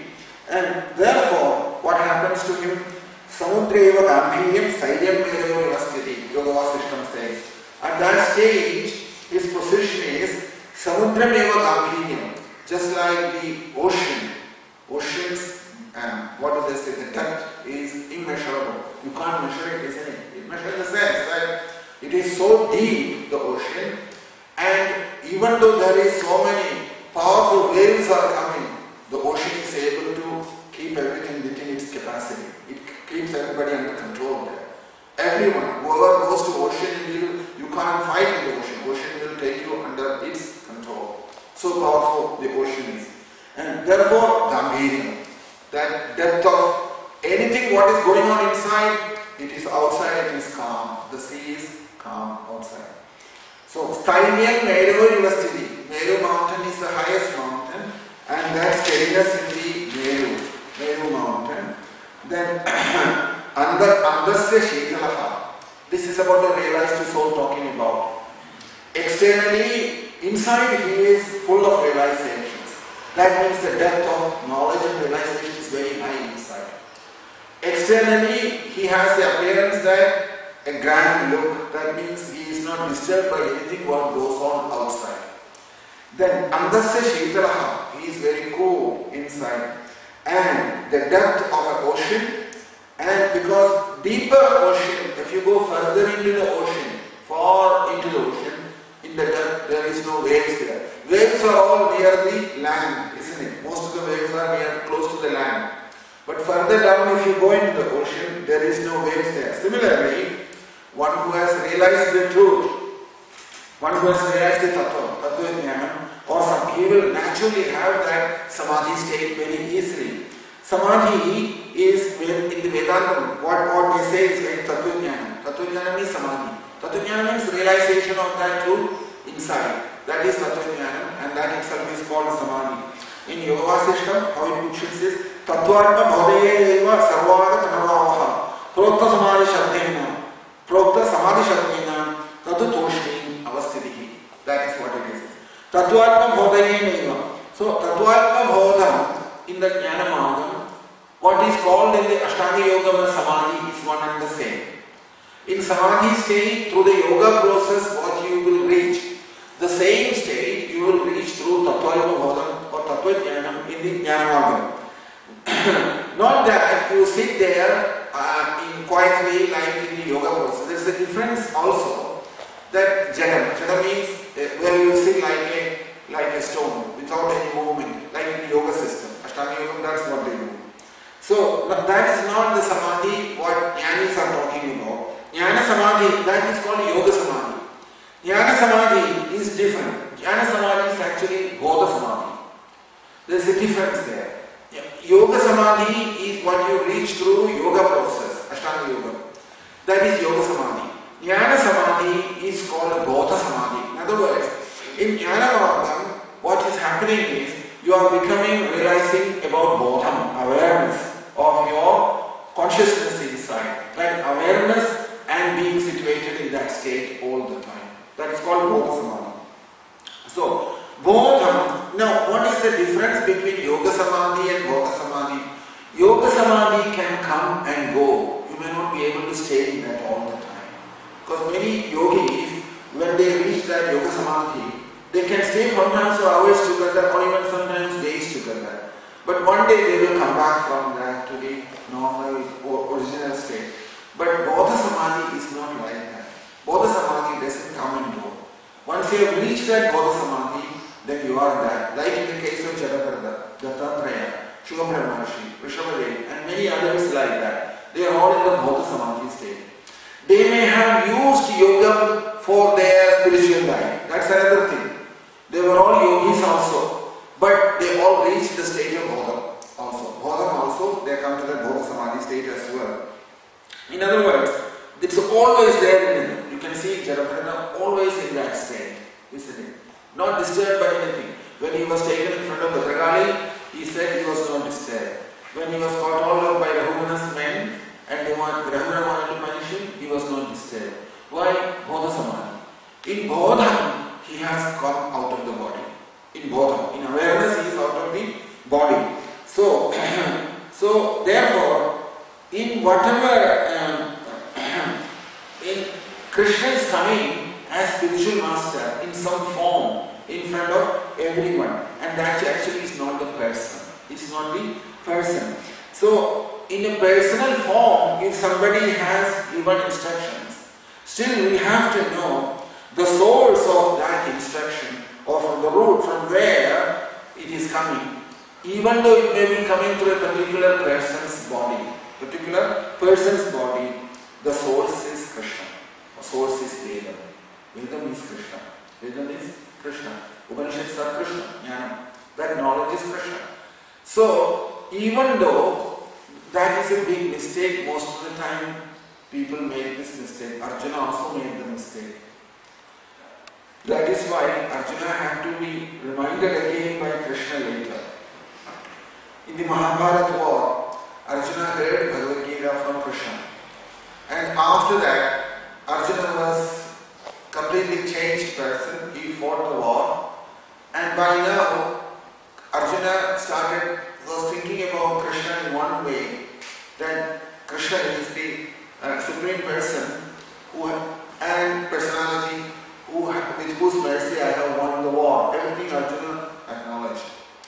But still, the message didn't work well enough. That is why later on, when Krishna left the world, by then Arjuna has forgotten Bhagavad Gita. Forgotten in the sense, the message was not taken deeper level, what Krishna wanted him to take. So therefore, when Krishna left the planet, Arjuna one day started feeling desperate. And he had a very difficult time. And Shubhabrahmarshi says here, the only thing what brought him back to full realization was Bhagavad Gita. It is there. If you look into the first canto, where Shubhabrahmarshi mentions there that the beauty of it, if you look into the 15th chapter of the first canto, verse 30, that it mentions there, Gītam bhagavata jnanam yatal sangramo dhani kala karmadamo ruddham punaradhyagamat vibhu. Gītam bhagavata jnanam, that Bhagavad Gita's jnana, the knowledge of Bhagavad Gita, yatal sangramo dhani, yatal sangramo dhani, he says, that because of the time, because of karma, because of bhoga asakti, that means due to sangrama murdhani, due to sense enjoyment, these three things. Because of sangram, kalam, karma, bhoga asakti, three things. Due to that, what happened? Gītam bhagavata jnanam yatal sangrama murdhani kalam, karma, tamoruddham. Three things. Kalam, karma, tamasa. Due to these three things, that knowledge of Bhagavad Gita has not helped Arjuna at that point. So he had to go and start reading Bhagavad Gita again. And then it came back to him very quickly. He got it back. Punaradhyagamat vibhu, he says, that jnanam which was covered by kalam, karma, and due to tamasa inside, Punaradhyagamat vibhu, again it remanifested in Arjuna. So there you can see here that it has happened in that way that Arjuna come back to his senses, and he says there. So important point here is, what was the mistake Arjuna has done? Everybody does the same thing. That Arjuna looked at the form and fell into that trap. Instead of the knowledge what Krishna has given and taking that message seriously, so always thought Krishna will be there in any situation to help. Krishna is my friend. Krishna is always there to help. And Krishna was there all the time. But when Krishna left this world and gone away, and then Arjuna felt helpless. Arjuna realized that Krishna has withdrawn all his strength and capabilities, everything he has lost. And that time Arjuna started thinking, what went wrong? I was very surrendered to Krishna. I was doing everything what Krishna has asked me to do, and I did everything. Why? Then only he realized, Krishna has told me only one thing. What is that? Bhagavad Gita. I didn't take that very seriously. I was just doing what Krishna was telling me to do. I did everything what he told me to do. But now that he has gone, he was finding it helpless. And this happens in spiritual life. Because sometimes when the spiritual master has got a lot of, a personality like that, great qualities in him, those who come into contact with him, they will get carried away by that. But at that time, if you don't realize the Guru Tattva behind it, we will get victimized by that. It happens to many devotees. Also this has happened. Instead of taking what Krishna has spoken the message, they all got completely carried away by the personality. Prabhupada's personality, in other words. Prabhupada was saying to them, study Bhagavad Gita. Study, all acharyas tells us only one thing, study Bhagavad Gita. Bhagavad Gita, you will see in the Bhajagovindam also, Bhagavad Gita, Kinchit Adhita, Ganga Jalalabha Kaniga Pita. There is a verse there. Bhagavad Gita, Kinchit Adhita. Only Bhagavad Gita is a shelter. Whether Shankaracharya says or somebody else says, Prabhupada says, they are all telling us the same thing. Take shelter of Bhagavad Gita. But what happens? When we come to spiritual life first, we meet a great personality, we get carried away by that personality, not knowing that personality had been sent here from the same source who spoke Bhagavad Gita. It is he who had sent that.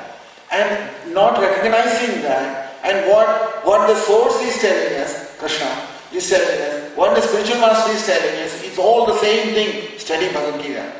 Take the knowledge and assimilate that within your own life. That is the only way you can escape from this misery. But what happens in that process, even though he may be saying this to us, study Bhagavad Gita, study Bhagavatam, we will say, well, we'll do that later. Now you are here. We don't need all of those things. And we'll go after the personality. This happens all the time. Everywhere it happens. And then one day, suddenly, the personality disappears from this world. Krishna withdraws also the personality after a while, isn't it? So when the personality goes away, then you are lost completely here. Why? Because you didn't take the message seriously. Krishna will be more pleased if you study Bhagavad Gita and Srimad Bhagavatam and take it into your life, rather than standing there and 5 times doing this. It is not important. Krishna is not concerned about it. More than that, if you have done this, studying Bhagavad Gita and Srimad Bhagavatam, and this great message of realizing the self, what he has spoken to Arjuna and Uddhava, if we take that on board and change ourselves and surrender to that knowledge, Krishna is more pleased with that. Because in that case, all this time he spent with Uddhava and Arjuna is worthwhile. Otherwise, where is it? Is it not? Does it not make sense? That surrender is to what? Surrender to Krishna's instructions. Instructions are Bhagavad Gita and Srimad Bhagavatam. Both these great literature is nothing but Vedanta and Upanishads, knowledge. If we assimilate that knowledge, properly take it in our life, and we take that our life and soul, that pleases Krishna. That pleases Krishna. Whether you have, we are not criticizing the other things. Please do not misunderstand that way. That the sadhana and also the sadhana process and all the what do they say, the seva and everything is not rejected. But more important than that is this surrendering to Krishna's instructions first, taking that seriously and living that life to the best extent possible. One has to, as much as realization allows that to happen. But when that doesn't happen, simply thinking that books and all, well, it's not for me, that for somebody else I can read that, and if they get it, it's fine. But I don't have to spend the time on that. If you take that, then it's a very, very limited way of saying things. So here, that you can see this in the Bhagavatam. Krishna is giving us an examples also. In the 8th canto of Bhagavatam, Satyavrata was there, isn't it? The king, for whom the fish incarnation happened. Fish incarnation happened to Satyavrata. If you look into the 8th canto, you will see this. 8th canto, 24th chapter, verse 46. 8th canto, 24th chapter, verse 46.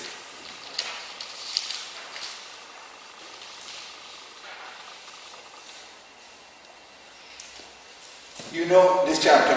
This is the one which is spoken about fish incarnation. We all know the story, isn't it? The story is very nice.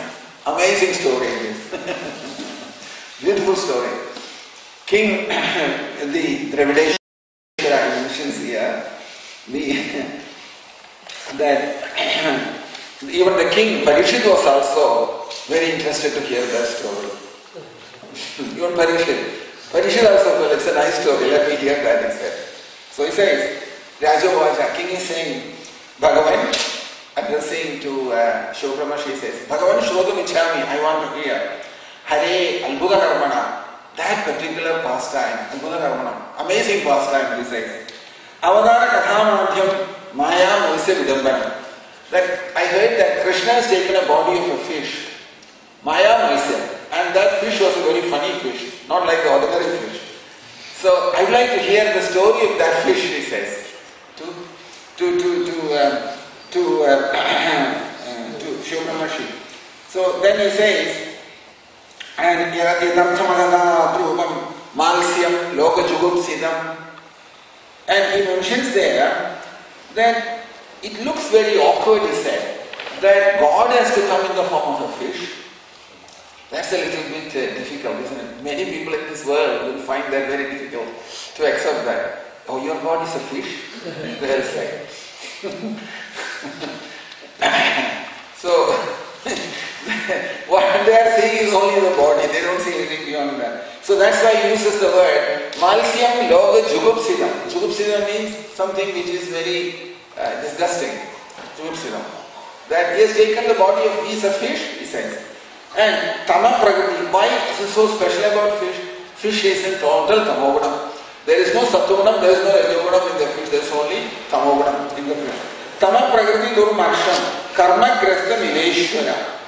That tell us this thing, that only if your karma is so bad, if your karma is very bad, you will get the body of the fish in the next life.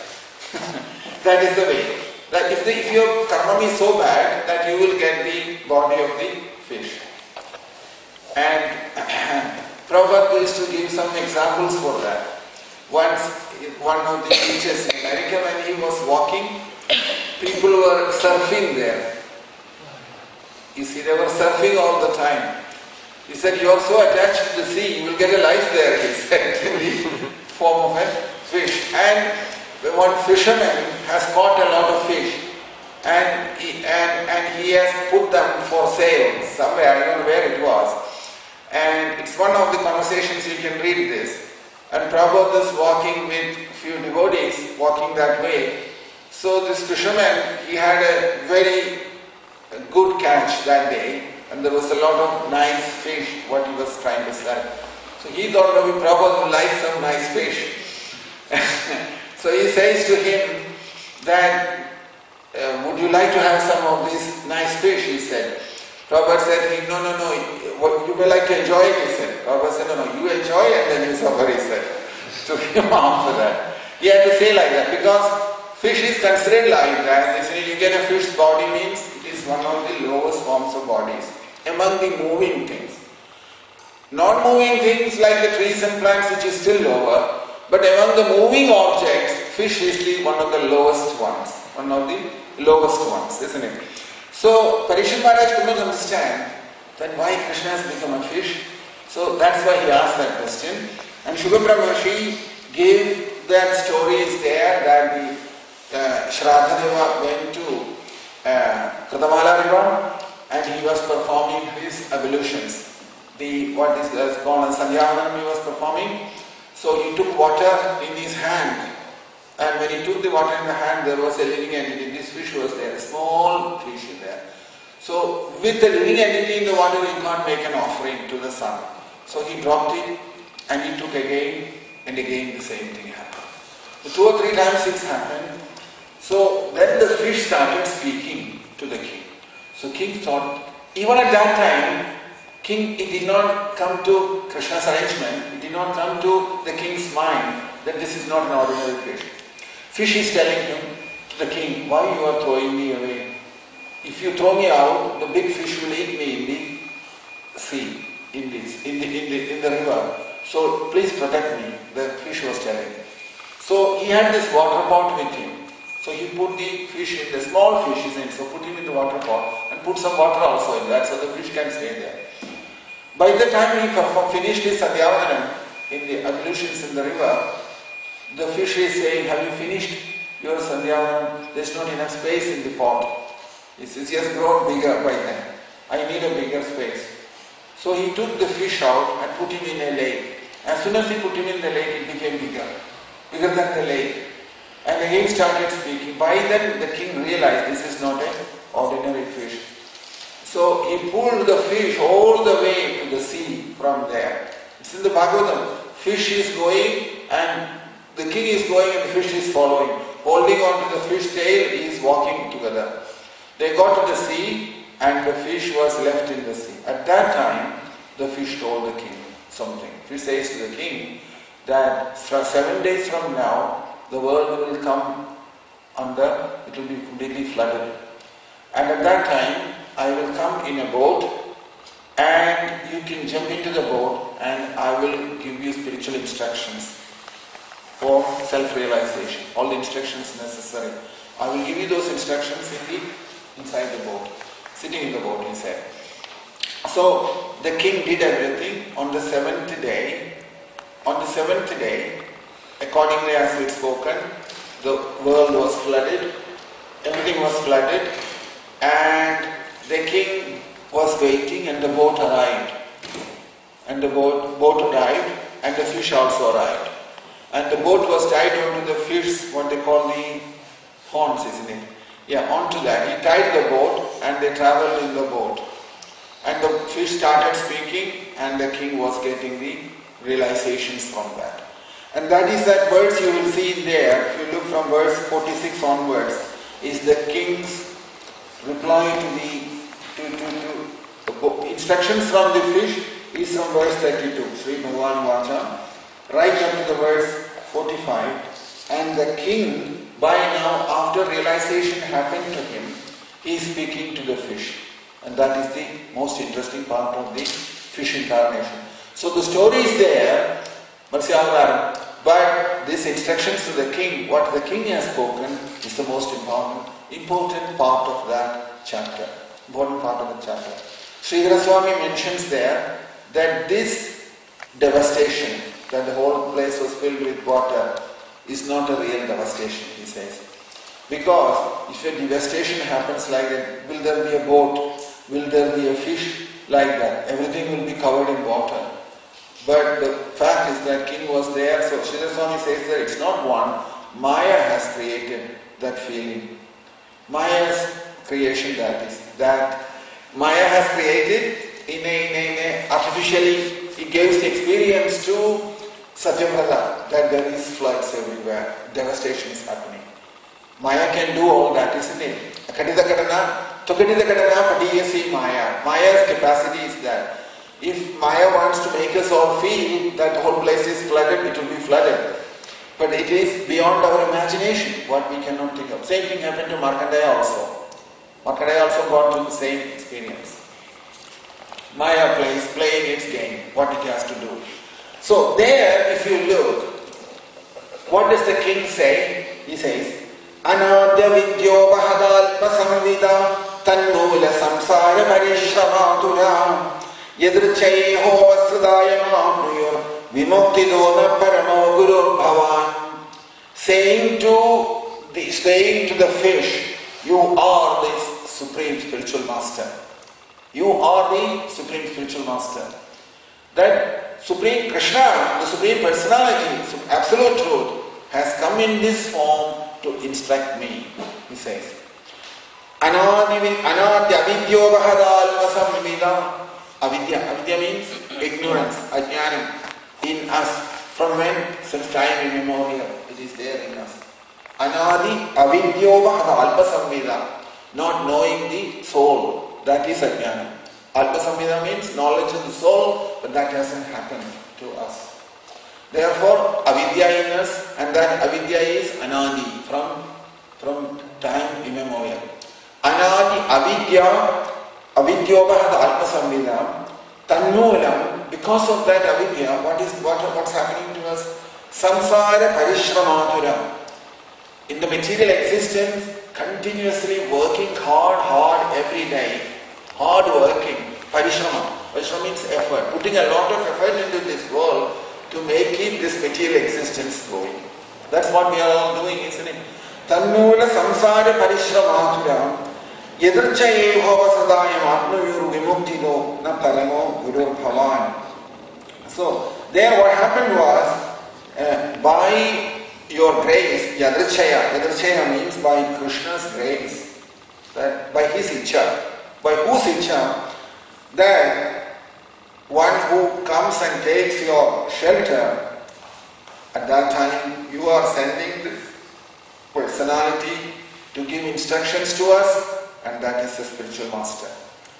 And let him vimuktidona paramo guru bhavan. Let him break our false ego from within. Ahangara granthi, that ego inside. That has to be broken to free ourselves from the bodily existence. That's what he is saying there.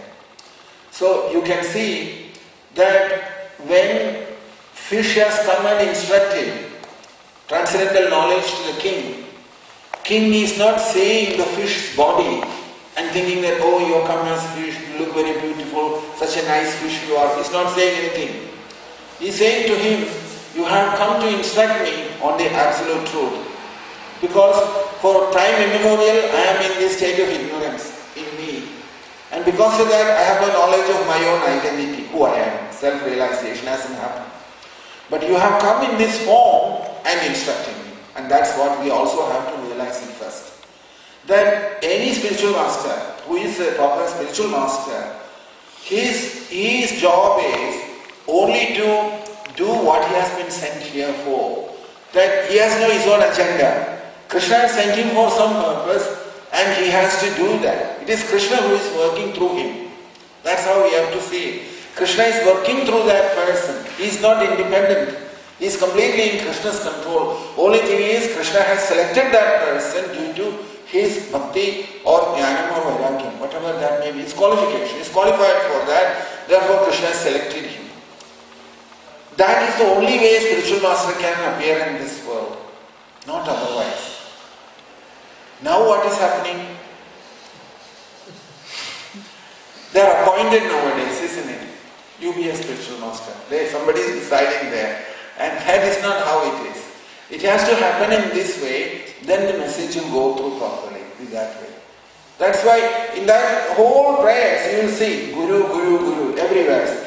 Jano Budoyam Nijakarma Bandhana Sukhechaya Karma Samihade Sukham Yal Sevayam Idunotya Sanmadim Grandhim Sabindya Hradayam Sano Guru Yal Sevayam Neriva Rudra Rodanam Puman Vijahyan Malamatmanastama Bhajeda Varnam Nijamesha Soyevyayo Bhuya Sanisha Parano Guru Guru Guru Guru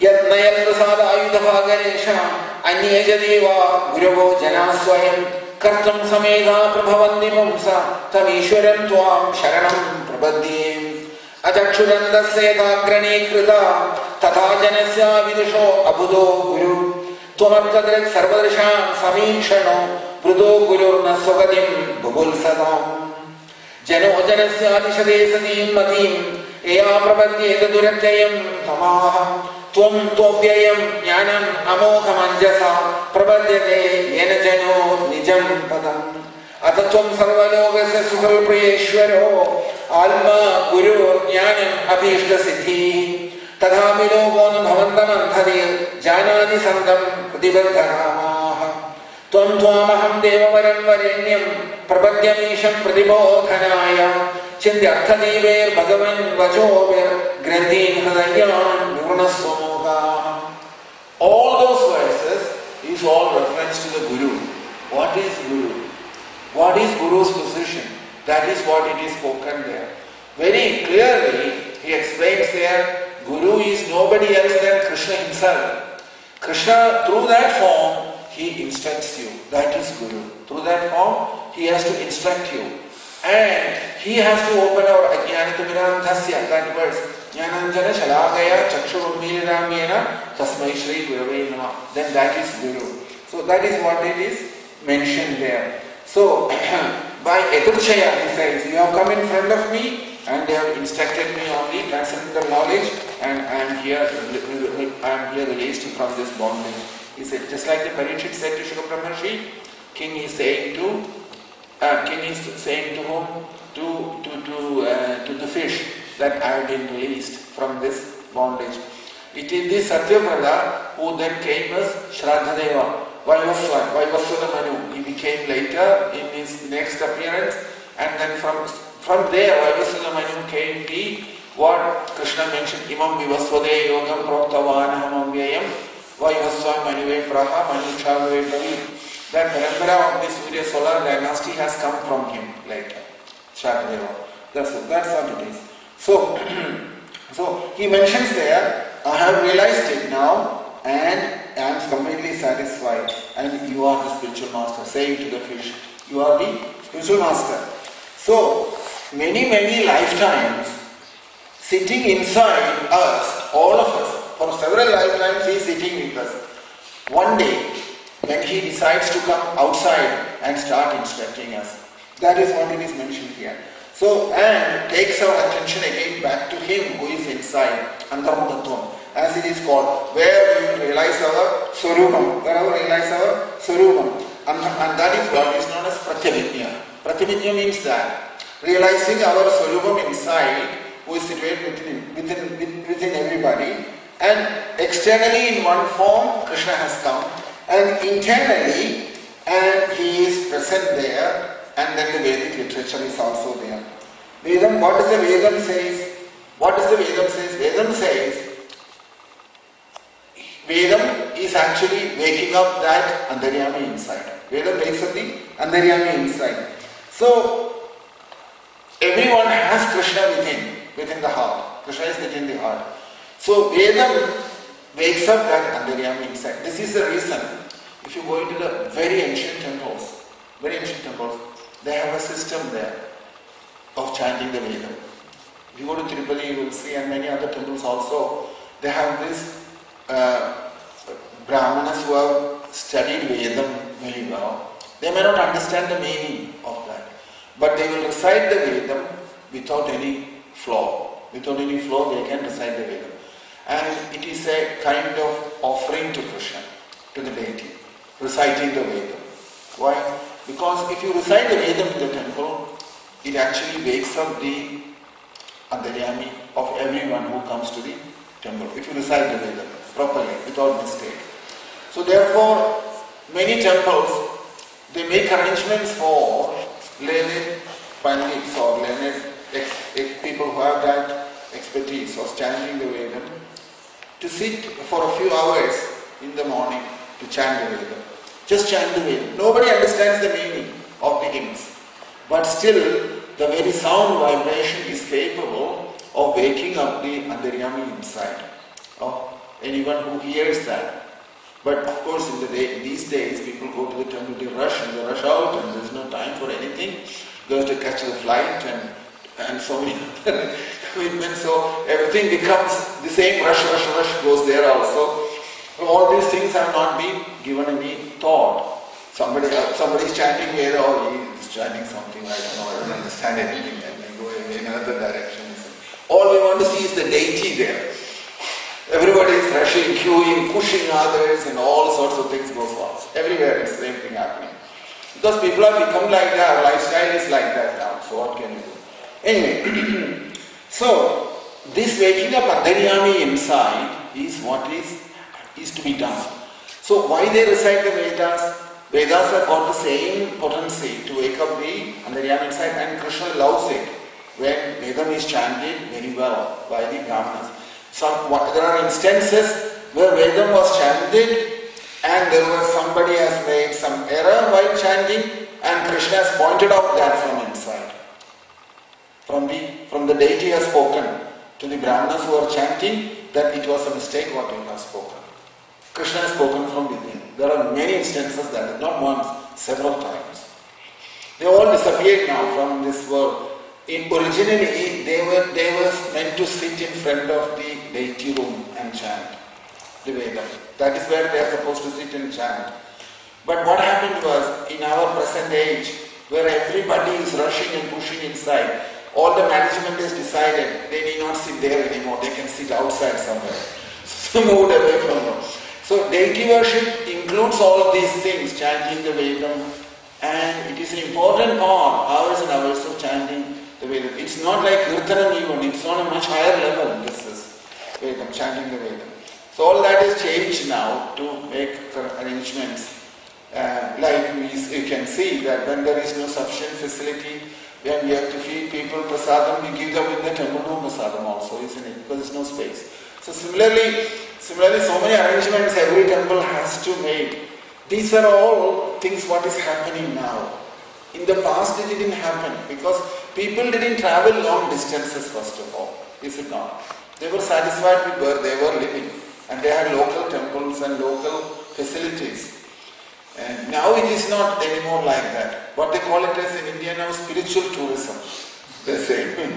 Everyone is traveling all over the country to all the holy places. They are thinking that if we go to all the holy places, something will happen to us. We'll go back home, back to Godhead. Or some understanding like that.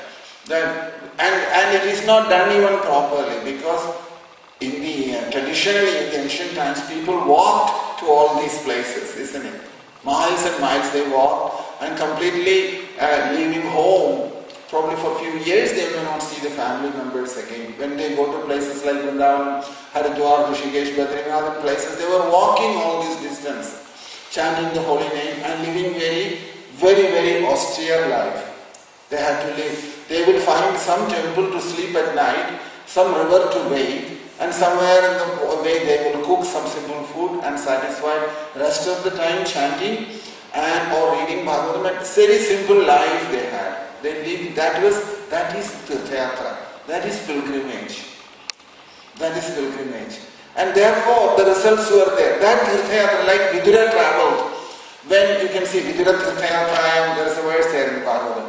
When he left home, by the time he come back, he had such a big transformation in him, change in him, completely changed the person. When Vidura left, practically about 20-30 years he was away from home on his Tirthayatra. A person who had everything at home, Vidura had a very nice wife, Vidura Patni was highly devotional, isn't it? In spite of all that, he went on pilgrimage and he went through all the holy places, walking from place to place, taking satsangam wherever it was there and associating with only people, but always alone, within, alone, never making any relationship anywhere. In this way he spent in this world a very long period of time, and finally when he came back to Hastinapur, by the time Mahabharata war was over, Krishna has left the planet, he met Uddhava in Vrindavanam. Uddhava told him all what has happened, and Vidura felt very awkward that he did not see Krishna before he left this world. And that's when he asked Uddhava if he will tell him whatever Krishna has told him. Uddhava said, no, you should go to Haridwar, Maitreya Maharshi is there, he will instruct you about everything, because Maitreya Maharshi was with me when Krishna was instructing, and he has told Maitreya that Vidura will come and see you one day, and give him all the instructions. So this way, but Vidura's Tirthayatra was so long that he has gone to everywhere and spent time in a very relaxed way, not rushing. Whereas now what do we do? What do we do now? Why, before we leave this place, we have got only 1 week or 10 days or 2 weeks. In 2 weeks, we have to get the best out of it, isn't it? And before we go, we have to book everything, arrange, organize everything. All of us do the same thing. Flights, taxis, hotels, everything. And if only everything is organized, we can go. Otherwise, we can't go. So that's why the results also are the same way. Because this is the difficulty in modern world. Everyone has to live through. But what it is that, so Vedan is saying to here that waking up that Antaryami inside. And so you will see here in the same thing that in the Brihadaranya Upanishad, if you take and look at it, there is a whole chapter what is called Antaryami Adhikaranam. Antaryami Adhikaranam, it says. It's all about Antaryami. All about Antaryami it is spoken about. Mentions there like this, that the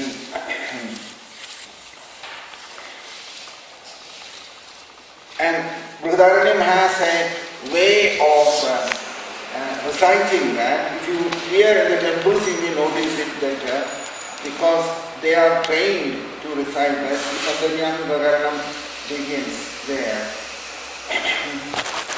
Ya Prathivyam Tishtan, Prathivyam Andhara, Ya Prathivyam Prathivyam Veda, Yasya Prathivi Shariram, Ya Prathivim Andare Andaro Yamayati, Eshara Alma, Andaryam Amritaha. He who inhabits the earth, but who is within that earth. But the earth does not know that he is there. Like us, Krishna has entered the earth also. Krishna has entered us and he is living here inside this body, everybody. But we do not know about that. Similarly, Krishna has entered into earth also. And he is living there, but the earth does not know that. Whose body is the earth and who controls the earth from within, the eternal ruler, which is the same as our self-immortal within all of us. This is the Antaryami Adhikaranam. Yam Prathivyam Tishtan Prathivyam Andaraha, Yam Prathivina Vedam, Yasya Prathivi Shariram, Yam Prathivi Andaro Yamayati, Eshada Alma Antaryami Amritaha. This is the first one, as far as the earth is concerned. Then, water, it says. Next, water. It says, Yo Apsu is water. Apsu Tishtan Andaryogi Andara, Yam Abo Lavidu, Yes Aba Shariram, Yo Abo Andaro Yamayati, Eshana Atmanam he who inhabits the water, but is within the water. He is in the water, but the water does not know. Water, his body is water. His body is water. And who controls the water from within.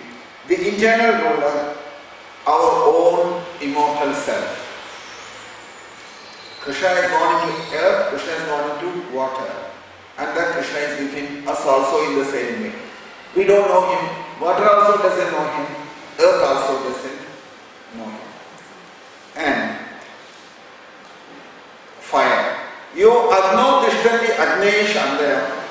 Yam agni veda, agni na veda.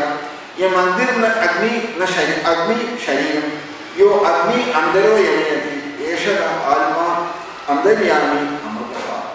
He who is inhabiting in the fire, but is within it, whom fire does not know, whose body is fire, and who controls fire from within, is the internal ruler, your own immortal self. So, similarly, the sky. Yo andarikshe tishtan andarikshat andara, yam andariksham na veda, yasya andariksham shariram, yo andariksham andaro yamayati, yeshada almanam andaryami amadaha. All material elements, earth, water, air, ether, earth, water, air, ether and fire. All five material elements, like Krishna has entered within all of us, which we do not know. This body is Krishna's body, which we do not know. And he controls from within, which we do not know. And that is the same self is present in the water in the same way, in the air in the same way, in the sky in the same way, in the fire in the same way, in all the five material elements in the same way. Then in the air. Yo vayo tishtan vayor andaraha, yam vayu na veda, yasya vayu shaniram, yo vayu andaro yamayati, yashada atmanam andaryami amrutaha.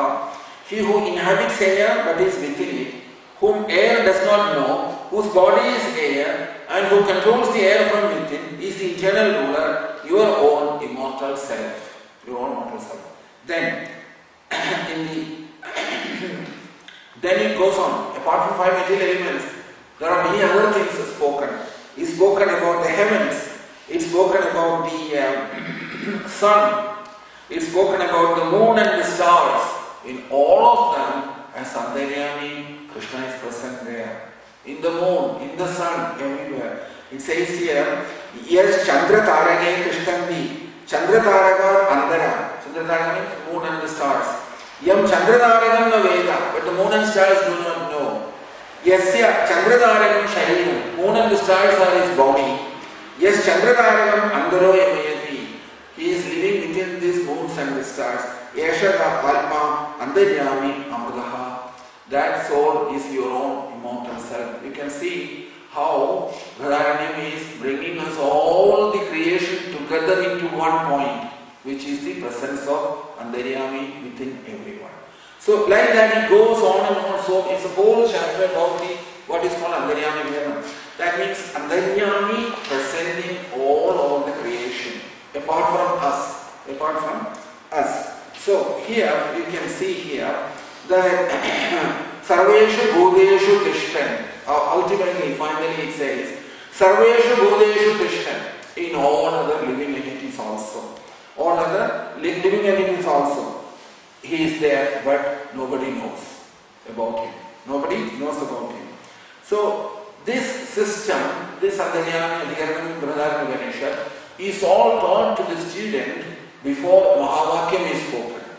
Which means, before Prajnanam Brahma, Aham Brahmasmi, Tattvamasi, all this is given to the student, or they have to go through all this first. They have to study day after day after day all these things.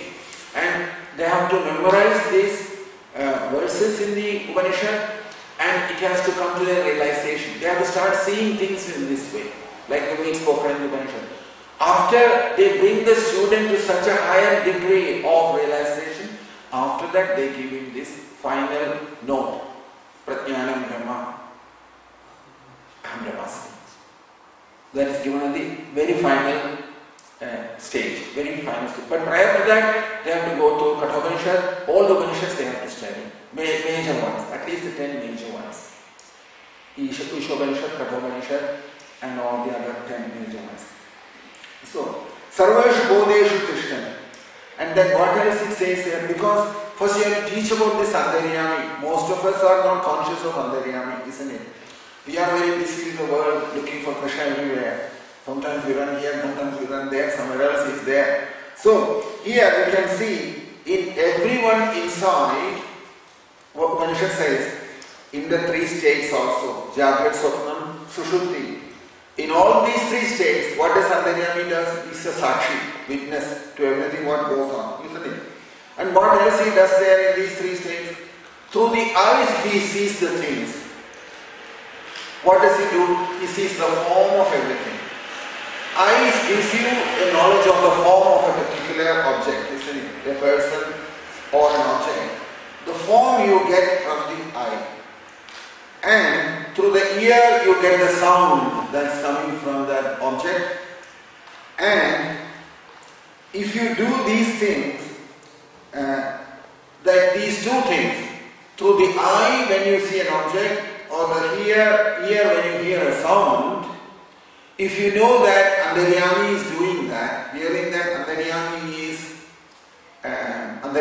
saying it, if these 2 realizations comes to us, that itself is a big realization.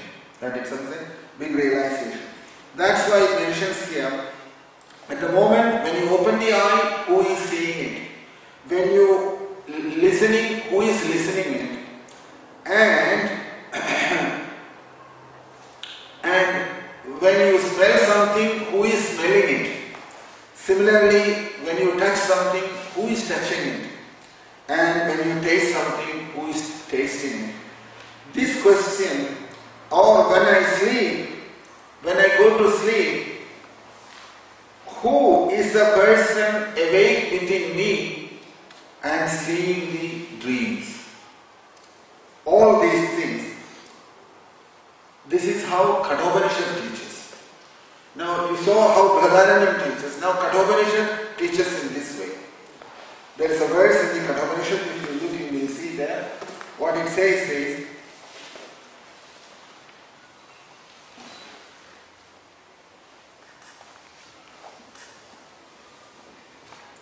it's verse 8 in the last chapter. Ya esha supteshu jagarthi kamam purusho nirmimana. Purusho tadeva shukram tal brahman tadevam amrudam uchyate. Tasmin loka shritada sarveta udinati iti kashana edadvai tadu. Edadvai tadu. That is reference in Kathopanishad. Nachiketas is told by Yamadharmaraja that the truth what you are looking for, he says here, what is Brahman? He asked.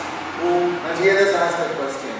Yamadharmaraja is saying, Ya Esha, one who in Swapneshu Jagrati, in Swapnam and Jagrat vacant state, Kamam Purusho Narmimana. In the vacant state, he fulfills your desires in one way, through the senses. And in the dream state also, he fulfills all your thoughts, he brings them forward and presents the dreams to you and give you a happiness through that.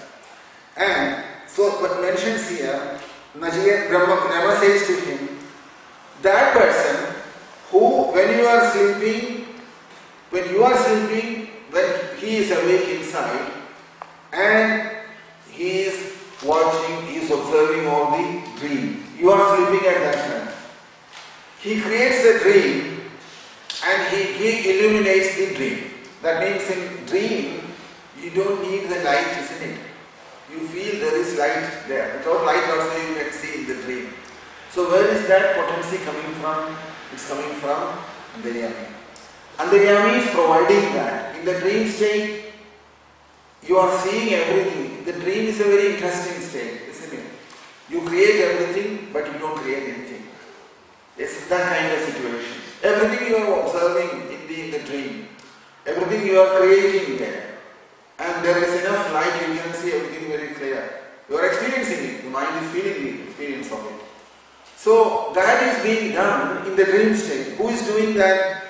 But he is sitting there as a witness. You can see that also in the dream. You are not involving it in it.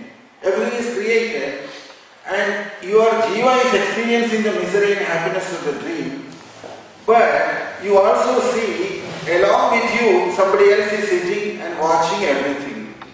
Otherwise, when you come out of the dream, you won't be able to talk about it. If he hasn't seen the dream, if he is not there as a witness, is the witness there in that dream? So that is what he is saying here. So that person, Antaryami, that's you, says to Nachiketas. Who says? Yamadharmaraja. Edadvai Tad, that's what you are. So all these Upanishads are only trying to tell us the thing what you are looking for is inside you. Find him there, that's where you have to look for. Bhagavad Gita is saying to us, Vrihadaranyaka is saying to us, Kathopanishad is saying to us the same thing. That is what you are, that's what you are. Edadvai Tad, Edadvai Tad. So here, unfortunately, he never mentioned the name of that. Edadvai Tad, he said. That's what you are, he said. That's what you are looking for, that thing. That's what that is, he said. Didn't give a name to it at that time. For our problem is, our vision is in the world completely, all the time, in this world outside. So, in that situation, the only thing what can be done is to bring our attention to one particular object somehow, where we can focus completely on that and bring it slowly to one object, and then ultimately to give this final understanding that that thing what you are meditating upon outside is that the same person who is inside. That's what Krishna has done to the gopis, isn't it? What did Krishna do to the gopis? Krishna did the same thing. First, Krishna attracted all the gopis towards him, and then he disappeared. And when the gopis started realizing that they could have gone to Mathura, but they didn't. But meanwhile, Krishna sent a message to the gopis, to Uddhava, to the gopis. And the Uddhava told them that there cannot be any separation from Krishna. And by now, they started realizing what happened in Rasa dance. That's why Nagalu Gopikam Andano Bhavan Akhila Dehinam Andar Alma Dhruk mentions there, isn't it? Andar Alma and Dhruk both are Krishna. Once gopis have realized that, after that they never felt separation from Krishna anymore. So till that realization happens, this will continue. For those whose attention is always on the world outside, something is necessary where our whole attention can be brought back to some form outside. And then later on, from that state, because mind at the moment is distributed, attention is distributed everywhere. So from that distributed state, at least it should come to one place. That's the deity in the temple. There, if your attention completely comes to the deity, eventually Krishna will take from there to the next last thing. That deity whom you have given all your service and attention one day, you will realize that that deity is also that Krishna who is within inside. So on a progressive way to self-realization, deity worship comes in that. Normally it's difficult to say this to anybody because they will say that you are talking something, they will bring different arguments about it. They will not accept that. They will say in a different way. They will say that deity worship is everything, deity worship is important. Deity worship is also to help to realize the self. Not to sit there whole life and without realizing this truth inside. What is the use at the end? It will remain like that, it will go like that at the end. One day will come when you won't be able to do any deity worship because your body will not allow you to do any worship. What will you do then? You will still look at the marble and think that the deity is there or not. So what will happen? So deity worship is also ultimately to take us to this point here. So that's what mentions here. Nachiketa says this to him. So in the Shastra, they call it as Shakha Chandranyaya.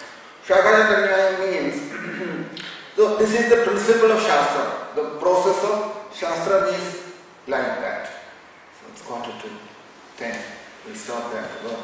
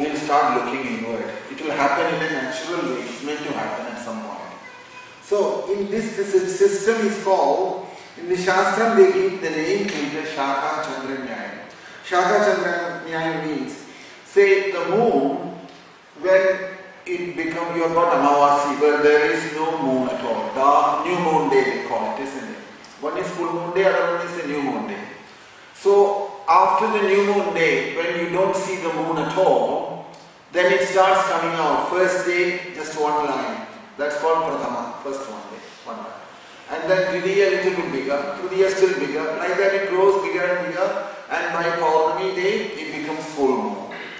So, if we want to see the moon on the first or second day after the new moon day, if you look into the sky, you may not see it very clearly because it's only very little vision seen there, isn't it? So what they will do, they will tell you to look at some tree and some branch of the tree. Look at there, they will say. And you look at that, or can you see that branch of the tree and the corner, the leaf or the tip of that? You say, yes, they say. You look there, and through there, if you look into the sky, you will see the moon there. So, using the branch of the tree as a guide to see the moon, Shaka Chandranyaya, then in that way, if you look there, so they will give you all the help. You look in between the two branches or somewhere, whichever way you can look into the moon at the end. Similarly, in some form, we have to get attracted first. We have to get attracted to some form, and our mind becomes absorbed in that form, in that way. And after a while, they will ask this question when they are being properly educated in spiritual life. They will be asked this question. You are meditating on a particular form. Who is that form? They will ask that question. That question will be put to them at that time. And also, who is the person who is performing this meditation? This question will come. So, just like we can see, this is in the Bhagavatam, many places you can notice it if you want to find it out. That initially a form is there, you worship that form, and eventually you will start seeing inside that who is the person worshipping and what is that form I am worshipping. And that form I am worshipping and the person I am is the same person, it's not different from within. Like you can see, when Krishna appeared in front of Vasudeva and Devaki in the prison, and immediately after the appearance, Krishna's hands stood there in the four-handed form, isn't it? With conscience, this lotus flower and the club in the hand, with the four hands, Vishnu form, he was standing there. And Vasudeva is glorifying that form. How? Tamal Budam Balagamam Bhujekshanam Chadurbhujam Shankagatam Yudhayudam Srivalsa Lakshmam Galashobhakaustubam Pidambaram Sangramayo Dasobhagam Mahakavaidu Yakirida Kundalam Dvishwa Parishwapta Sahasra Kundalam Uddhama Kanjangara Divir Virechamanam Vasudeva Vaishada. There is two verses in the Bhagavatam of what Vasudeva is seeing in front of him. But when a child is born, normally what do? We want to enjoy that occasion after seeing the baby. Isn't it? New baby has come to the life to this world. All the women, they take the baby and they pat the baby and enjoy that baby together, isn't it? So they will talk about each other at home, isn't it? That, oh, he looks like the granddad, like the grandmother or something like that. They'll make some remark like that about the baby. Or somebody will say, his eyes looks like the father, or the nose looks like the mother, or something, some relationship with the father and mother, they will talk about it. Or the eyes are like this. So, or there are some different symptoms of the body. So, when Krishna appeared like that, Vasudeva has spoken these verses when Krishna appeared like this. So, instead of describing Krishna's beauty, what Vasudeva did was, instead of describing the beauty, if you look Vasudeva Vacha, the verses from there, Vididosi Bhaval Sakshal, it mentioned Bhavan. He says that if you look at the 10th canto, in the 3rd chapter, verse 13, what did Vasudeva say at that time? He says, Vididosi Bhavan Sakshal Purusha Pragade Pada Kevalami Bhavanandam Swarupam Sarvabhuti Bhrik.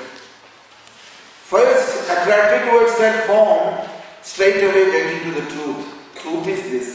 Vididosi Bhavan Sakshal Purusha Pragade Pada Kevalami Bhavanandam Swarupa Sarvabhuti Bhrik.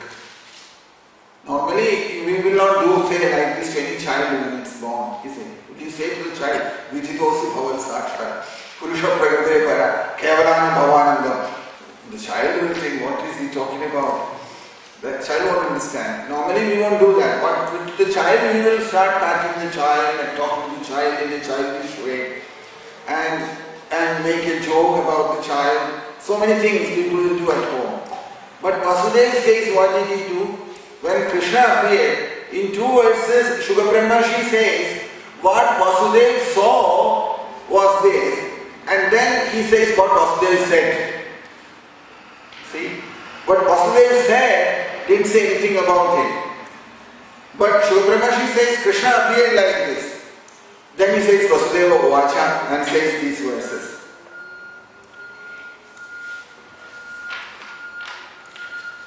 After Vasudeva is seen, then he says that Vididosi Bhavan Sashat, the 10th canto, chapter 3 and verse number is 13.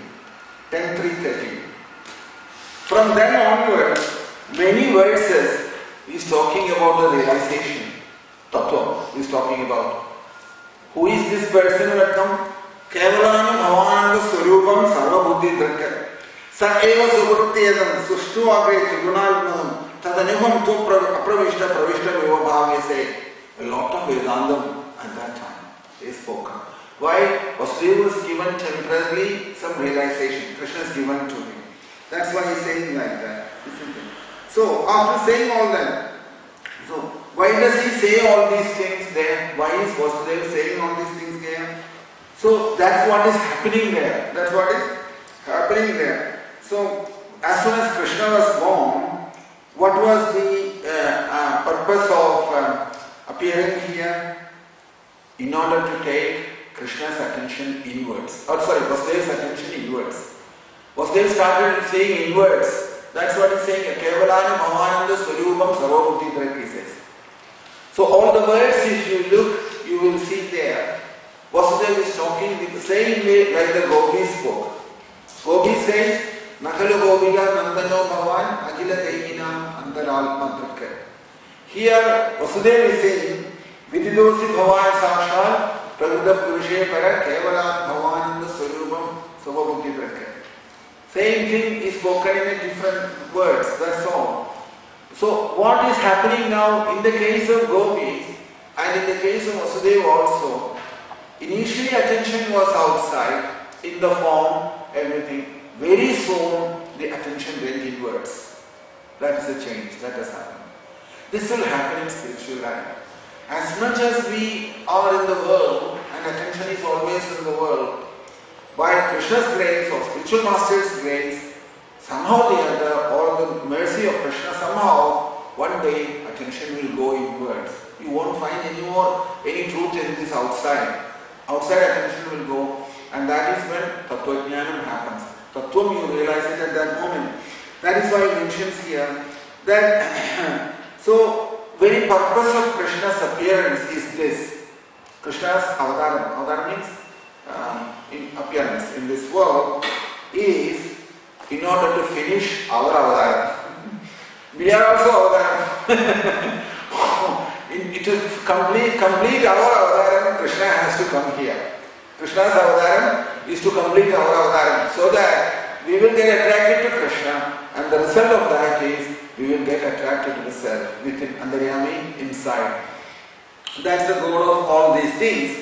So, so you can see in the 10th canto, if you look, the second chapter, in the 10th canto, in the second chapter, there is a verse 39. Verse 39. It says there,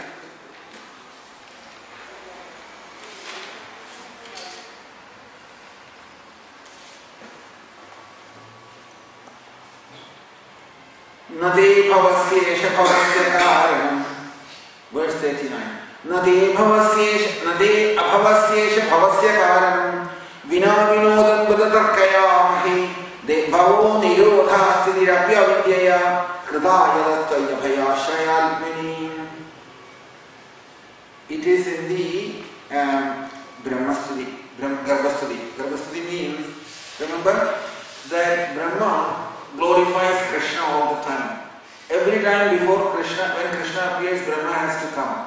he glorifies Krishna and he goes back with other demigods. They all go together back.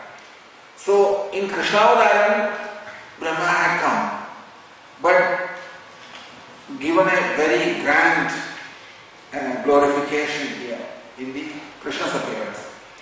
So there you will notice there that in the second chapter, the famous word Satyavradam, Satyaparam, Trisatyam, Satyasya yonim nihilanja satye, Satyasya satyam krita satyameyatram, Satya alpadam tvam sharanam prapannaha.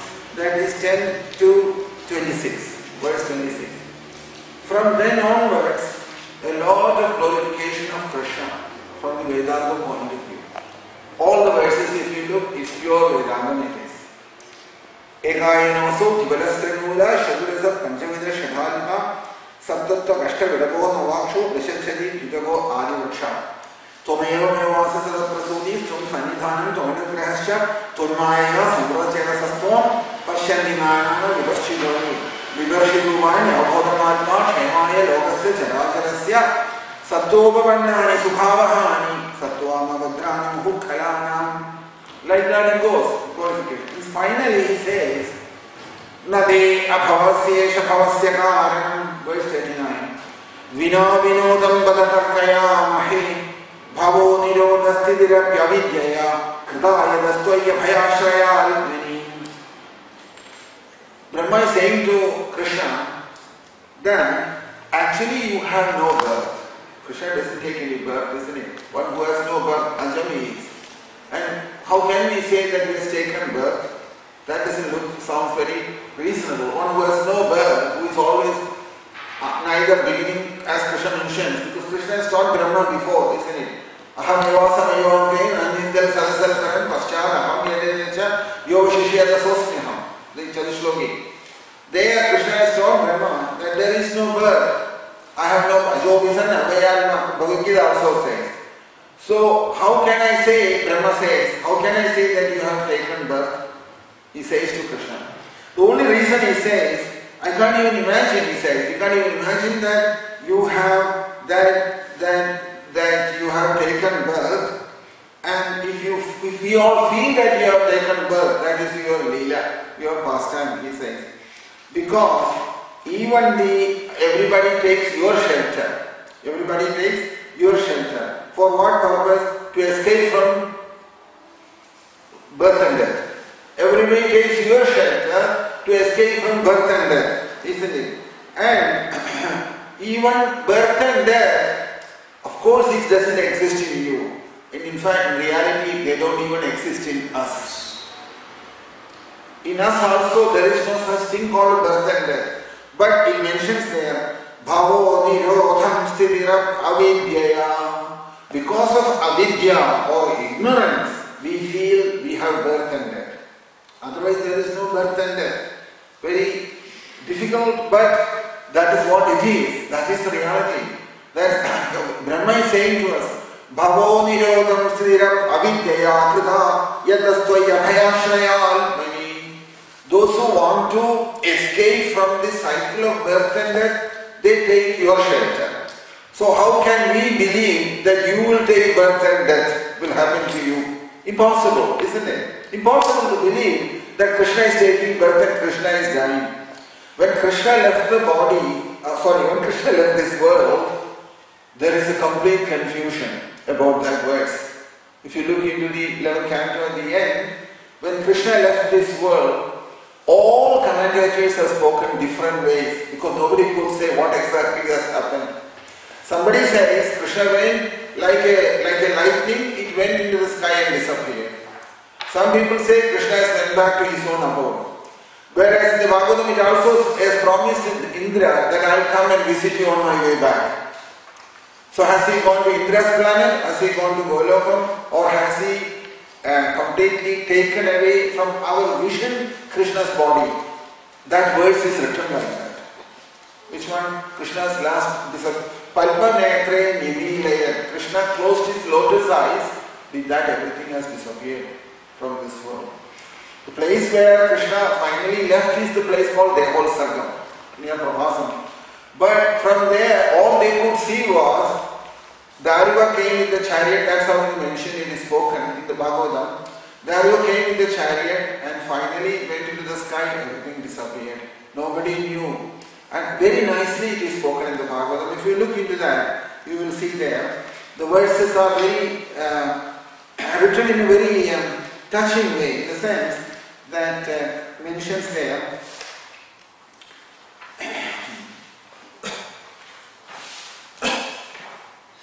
31, chapter 31.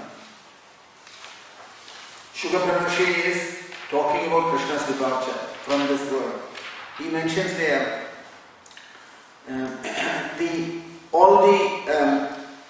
all great personalities have arrived. Lord Brahma, Lord Shiva, the four Kumaras, all Prajapatis, everybody was there. Everybody was there.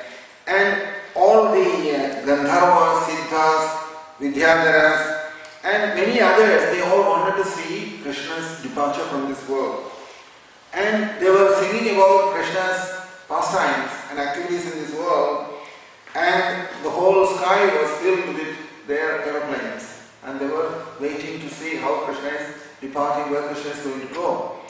So at that time, Vavrusho Pushpavarshani Vimanavalivirnabha Kurvanda Sankulam Rajan Bhaktya Paramaya Yudam, that Gayandascha Kranandascha Shauli Kamani Janmacham, that they were all singing about Krishna's appearance, Krishna's pastimes, everything in this world, and they showered a lot of flowers on Krishna. And all their planes were all over the sky waiting there. Bhaktya, with a great devotion, they offered their respects to Krishna at that time. And then Shuka Brahmashi says here, Bhagavan Vidamaham Vikshya Vibhuni Albano Vibhu Samyoj Almani Chalpanam Palpanetre Nimilel. That is what it is. Bhagavan Vidamaham Vikshya Vibhuni Albano Vibhu. Krishna had a look at Brahma and all other demigods who were present there, because they are all Krishna's people, isn't it? They are all come from Krishna's instructions. They had come. They were very invited for the Krishna's appearance. And since then, they have come back now to see Krishna's departure. So Krishna looked at all of them. They are all Krishna's vibhuti. Remember that word? Vibhuti. Vibhuti means they are Krishna's opulence. Lord Shiva is also another opulence. All demigods are Krishna's opulences. And all these great personalities who had come, they were all Krishna's opulences. So, then, seeing all of them, it says here, Samyojyam Almani Chalpanam Palpanetre Nimilaya. Palpanetram, Krishna's lotus eyes, Krishna closed. But before closing the lotus eyes, that he joined himself with the Supreme Consciousness. Samyojyam Almani Chalpanam. Krishna's consciousness joined with the Supreme Consciousness. That is how the words here. And that is where, and like in the Samadhi state, Krishna closed his eyes and departed from this world. And then he means here, that is the next two verses, you will see. Lokabhiramam swatanam dharanam dhyanam galam yoga dharanaya jnaya adhadva dham avishal swakam. Lokabhiramam swatanam, Swatanam, his own body, Lokabhiramam, which was so beautiful for the world to enjoy, has enjoyed that beauty, and which is always great yogis meditate upon that form. Then, based on the yoga process, on the process of yoga, Ashtanga yoga process, he, without burning that through dharana. Dharana is the process which will develop into that burning the body, into destroying it. Instead of doing that, he gone back to his abode. That's what it says in the Bhagavatam. Lokabhiramam swatanam dharana dhyanam galam yoga dharanaya adneya adhadva dhamma vishal swakam. So whether it is dadhva or adhadva, there is a argument about it. Whether Krishna has burned the body or Krishna has not. Dadhva means burning, adhadva means not burning. Which way it has happened, we don't know. So there is all these different versions about Krishna's departure from this world at the last minute. Because nobody could see anything after that. Krishna has gone into the sky and they are saying like a lightning it disappeared. Lightning you can see and then afterwards you don't see the lightning, isn't it? Like that Krishna has disappeared. Where he has gone, Dhama Avisharpuram, he says he has gone back to his own abode. But doesn't say anything more than that in the Bhagavatam. Doesn't say anything more than that. So the point here is that so Krishna, Bhavo Nirodham Bhavi. So I was talking about this, yes. That so in that verse, Brahma's prayers, what we're coming back to in the 10th canto, what did Brahma says to him? Brahma says that in his last words, he says, Nabe Bhavasya Esha Bhavasya Karanam, verse 39 in the 2nd chapter. Vina Vinodam Badanarkaya Amahi Bhavo Nirodham Siddhirabhya Vidyaya Krida Yadvaya Bhayashaya Almani. Those of us who are due to avidya, avidya means ignorance, due to that we have to go through birth after birth, body after body. We have to change in this world, isn't it? Bhavo Nirodham. In order to stop that, we take Krishna's shelter to stop this business of changing the body from one body to another. And how can we believe that Krishna, who stops everyone's cycle of birth and death, that he himself has to go through birth and death? That's not possible. That's what Brahma is saying in that verse. So, after saying all that things, so in other words, the purpose of your coming here is only one thing. Brahma is saying, in order to make us also aware that we also don't have birth and death. Like Parikshit was done with Parishura Brahma, she did that to Parikshit, isn't it? Though Parikshit realized ultimately there is no birth and death. That's what he is saying. At the end, Parikshit also realized there is no such thing called birth and death. It's all for the body, not for the soul inside. So it is for that purpose you have appeared. So throughout Bhagavatam, you will see this principle. Throughout Bhagavatam, you will see this principle. So, keeping this awareness inside, if you read Srimad Bhagavatam continuously, knowledge, realization and proper understanding will come one day. Will come, naturally it will happen. Keeping this understanding inside. That is how you have to read Srimad Bhagavatam. That this is the purpose of Krishna's appearance and there is no such thing called birth and death for us. Keeping all this in our perspective, one should read Bhagavatam. If you read it like that, knowledge will come properly, realization also will come properly, and because all Bhagavatam is saying to us is this: we are not that, look inwards. We are not what we see, but look inwards. Look inwards. Only then, if you look into Bhagavatam, you will understand Bhagavatam. You will experience Bhagavatam. That is how you realize Bhagavatam. That when keeping all this understanding, you should continuously read Bhagavatam. In such case, what will happen is, you will start saying that body is not me. Bhagavatam is telling me to look inside, and that Bhagavad Anubhuti, only then you will get it and from the Srimad Bhagavatam. So, as Srimad Bhagavatam, you have to keep on reading. Even if you memorize a lot of verses from the Bhagavatam, you won't understand. You won't understand it. Because only when you start going inwards and looking inside, then you will realize that just like they have shown the mirror in front, and Bhagavatam will show the mirror in front of us. And we will see what we are in that mirror. The mirror is the Bhagavatam will become the mirror for us. Through Bhagavatam, we will see what we are inside. That is the process behind it. You can, why I am saying this is that there are many people who have studied Bhagavatam a lot.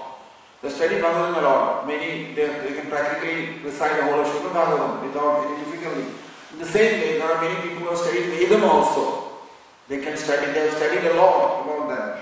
But it does not mean they have got the realization. You see, they got the realization. Many people know the Vedam, but very few understands what Vedam is talking about, isn't it? Similarly, just because you have studied Bhagavatam, all the verses, doesn't mean that you have got the realization. Because sometimes it can happen. All your attention, everything is focused on the verses, all focused on the who spoke. It becomes more like a historical thing, like this the university people do. It can become like that. Then they are concerned about when it was written, where it was written, who wrote it, and who printed it, who wrote the introduction, who wrote the preface, things like that. People study books in like this, or you can see when they review books, that's how they write, isn't it? So, but till we go deeper inside, realization won't come. It is an important thing. Simply reading, memorizing verses and all fine. But if we do not pick up these important points in the Bhagavatam at various places, about the spiritual master, about the disciple, about the various devotees, what they spoke about their realizations. Krishna's instructions to Uddhava, Parikshita and Shiva Brahmashi, finally how they have spoken each other. So many things in the Bhagavatam are important. Those things will help us to start seeing things in the proper way. And with that understanding, if you regularly read Bhagavatam, eventually Bhagavatam will show to us, like a mirror in front of us, it will make us see ourselves properly what we are. And that is what has happened to Parikshit. What Parikshit is saying, Siddhosmi, Anugrahidosmi. I got it. I am blessed. You have given it to me. We should be able to come to that state. That is why Bhagavatam is written in that. That is the purpose behind all these things. So the deeper we can go in, that is what it means. Going deeper into Bhagavatam means this. Sometimes people ask this question, what does it mean, going deeper into Bhagavatam? Deeper into Bhagavatam means this, that from the Bhagavatam you have to get the message properly inside. Message is this, that we have to go inside to see that truth. And therefore, everything what is spoken in the Bhagavatam has to be understood. Like, we have to ask this question, why Vasudeva spoke like that? Why Devaki Devi spoke like that? Krishna also spoke like that. So, when you look into their words, and Yogi Samvadam and Uddhava Samvadam and all that, you start seeing that outside the world they are not talking about anything. All they are talking about is the soul inside. And in order to make that passage easier, Krishna is talking about Dattatreya Gita, Hamsa Gita, Ayala Gita, Bhikshu Gita. All this idea behind all that is somehow or the other our attention in the world should go, and it should go inwards. Now, when we say this to people, they will ask the question. What will be the question, you know? The question is, if I start looking inwards, who is going to do everything in the world? Who is going to run the world? They will ask this question. If I completely start looking inwards everything, then outside thing who is going to do? They will ask that question. The message is, answer to that question is, this outside looking, one day it has to come to a stop. If not today, tomorrow, it has to come to a stop. Even if you don't want to, one day, by nature's arrangement, it will come to, one day you will close the eyes, isn't it? You put the shutter, one day, then you won't be able to look anymore outside. So, it is going to come one day or the other, whether we like it or not. The shutter will be pulled. So, therefore, the sages are telling us, don't give too much attention more than what it deserves to the world. Don't give too much attention more than what it deserves to the world. And keep always focused on the realization of the self. Whatever that is necessary, whether it is Bhagavad Gita, Srimad Bhagavatam, or any Upanishads, whatever, wherever that message is there, learn from them and take your attention inwards. Otherwise, it's not going to happen. It's not going to happen. Because that is the purpose at the end, to come back to the same point. Antaryami inside has to be realized, not anything else. So therefore, it is mentioned like this. And in the Bhagavatam also you will see this mentioned. If you look in the first canto, in the 5th chapter, if verse number 13, in the Srimad Bhagavatam, what do they say? Have a look at that. He says that Bhagavatam will be released to those who have got Samadhi Drishti. Samadhi Drishti. That's called Samadhi Drishti. First canto, 5th chapter and verse 13. That is a conversation between Narada Maharshi and Vedavyasa, isn't it? 1.5.13. What is the conversation? He says, now Narada Maharshi came and met Vedavyasa. They are talking to each other. Vedavyasa asked him, then you know everything, inside, outside, what's going on, he said. That's how Vedavyas put it to him. Narada Maharshi says to him that a few verses, 8, from verse 8 onwards is, before that, in the 7th verse, Vedavyas says, Tom Payyadan Narkamivatrilohi Andashalo Vayu Alpasakshi Paramari Brahmani Dharmado Vadai Dharmado Vadai Thanastana Snadasyami Yunamalam Vijaksha Tom Payyadan Arkam Ivatrilohi Andasharam Vayu Alpasakshi. That is how Vedavyas talk about Narada Maharshi. He says that like a sun, you are spread all over this creation in the universe. All through the universe you are present. And you are traveling all these places. And like air, you can enter into anywhere, to anybody inside, if you want to. You can enter like Shuka Brahmashi. Narada Maharshi also can enter into inside someone and speak from there, from within. That's what he's saying. Andascharo, you can go inside and function from there. Vayu, you are Alpasakshi. Vayu, you are Alpasakshi. And you know everything, what is going on inside, outside of everything. Paramari Brahmani Dharmado Pradai. Paramari Brahmani Dharmado Pradai. Snadasyame Yunamalam Vichakshva. Not only that, you are highly learned. That means Narada Maharshi has got both knowledge of the Shastra and full realization as well. Isn't it? He's got full realization and he has full knowledge of the Shastra as well. And Brahman, Vedam, Dharma and all the Tapasa, everything he has got. And now you tell me what is lacking in me. Says Vedavyas to Narada Maharshi. That's what Vedavyas said to Narada Maharshi, isn't it? So when Narada Maharshi replied, what did he say to him? Look at the 13th verse.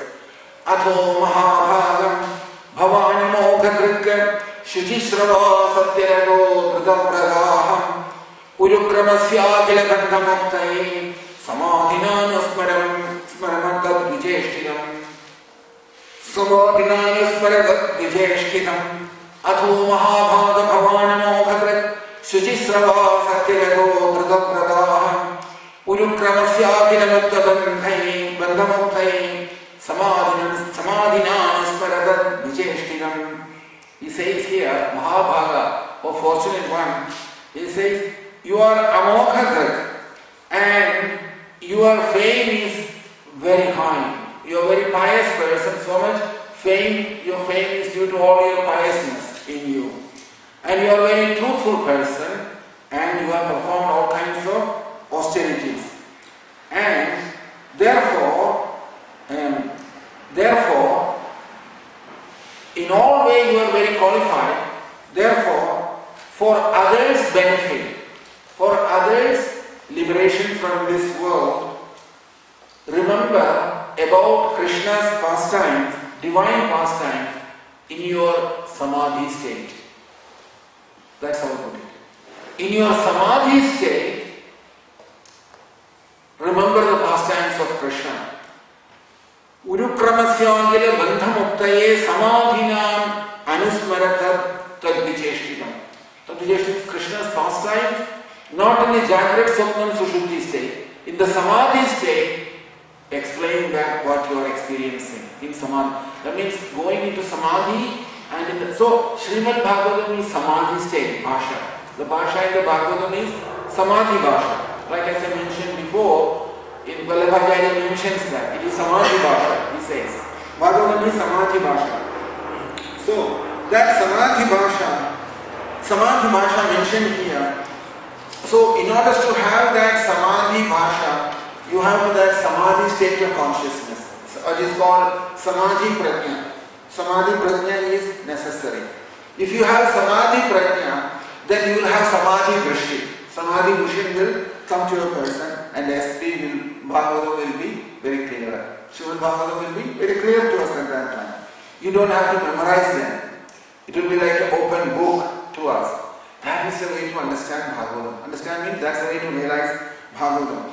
So every time when you have to read some particular part of Srimad Bhagavatam, like the verses will come to you automatically.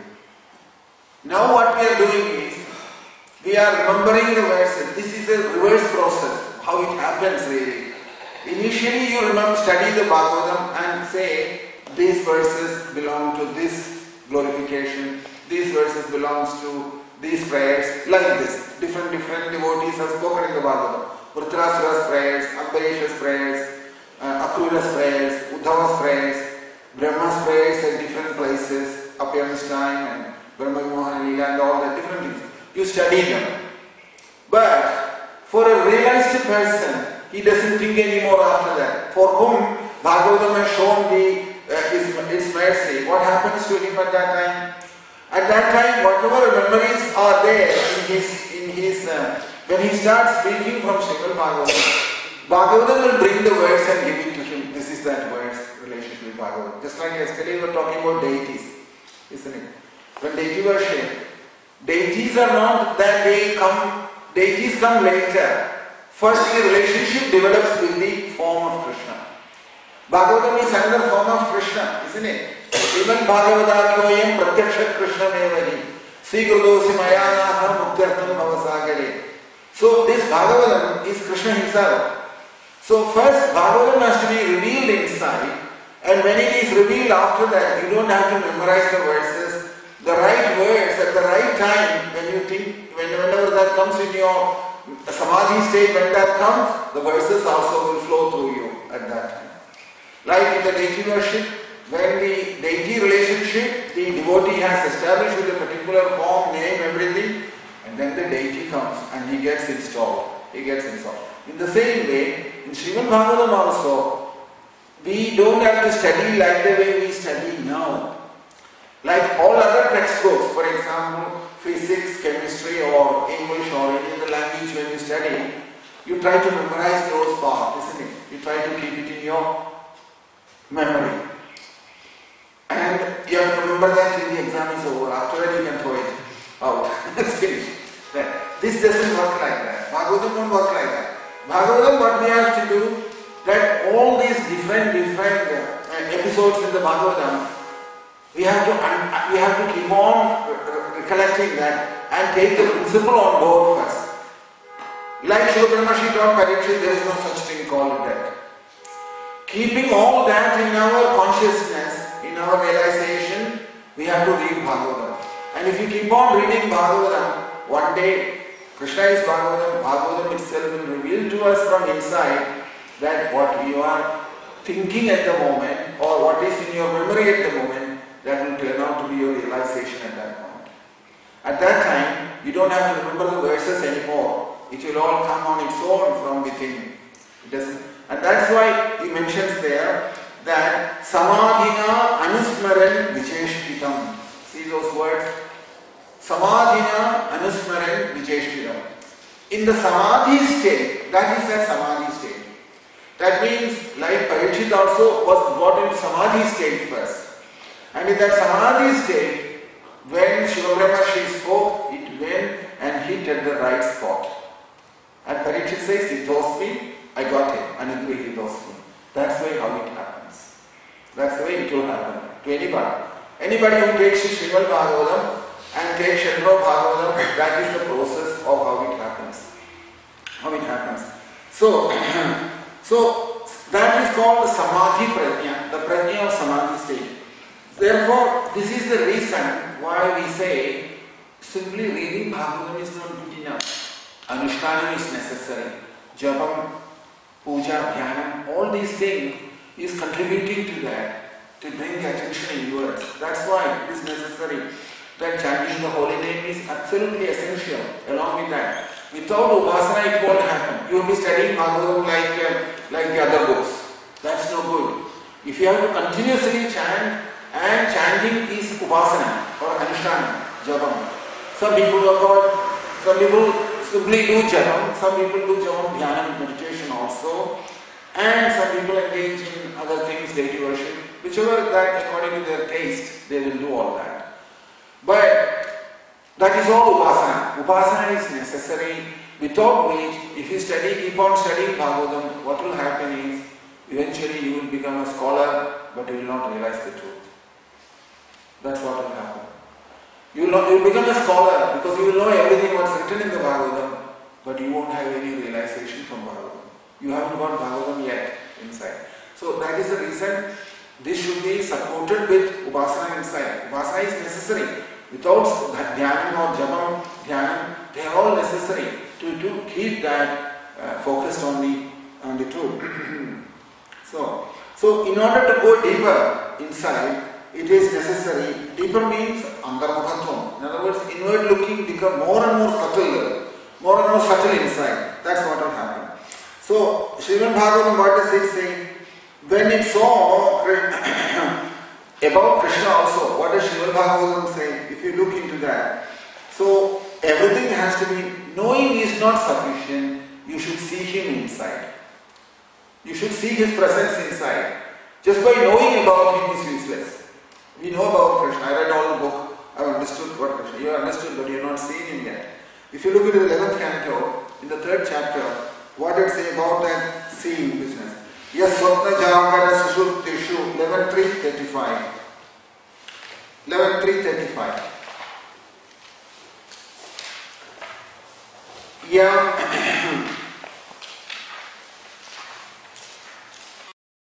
Stitulbhava Pipalayana Maharshi is defining Krishna. What Krishna means, isn't it?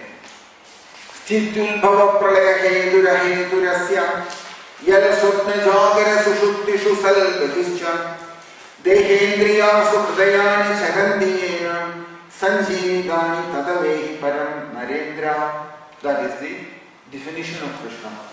Sthiti Ulbhavam Pralayam Hedu Ahedurasya Yet Swapna Jagara Sushuptishu Salvahischa Dehendriya Sikhdayani Chagandiyena Sanjeevani Tadavehi Param Narendra. He says then that the cause of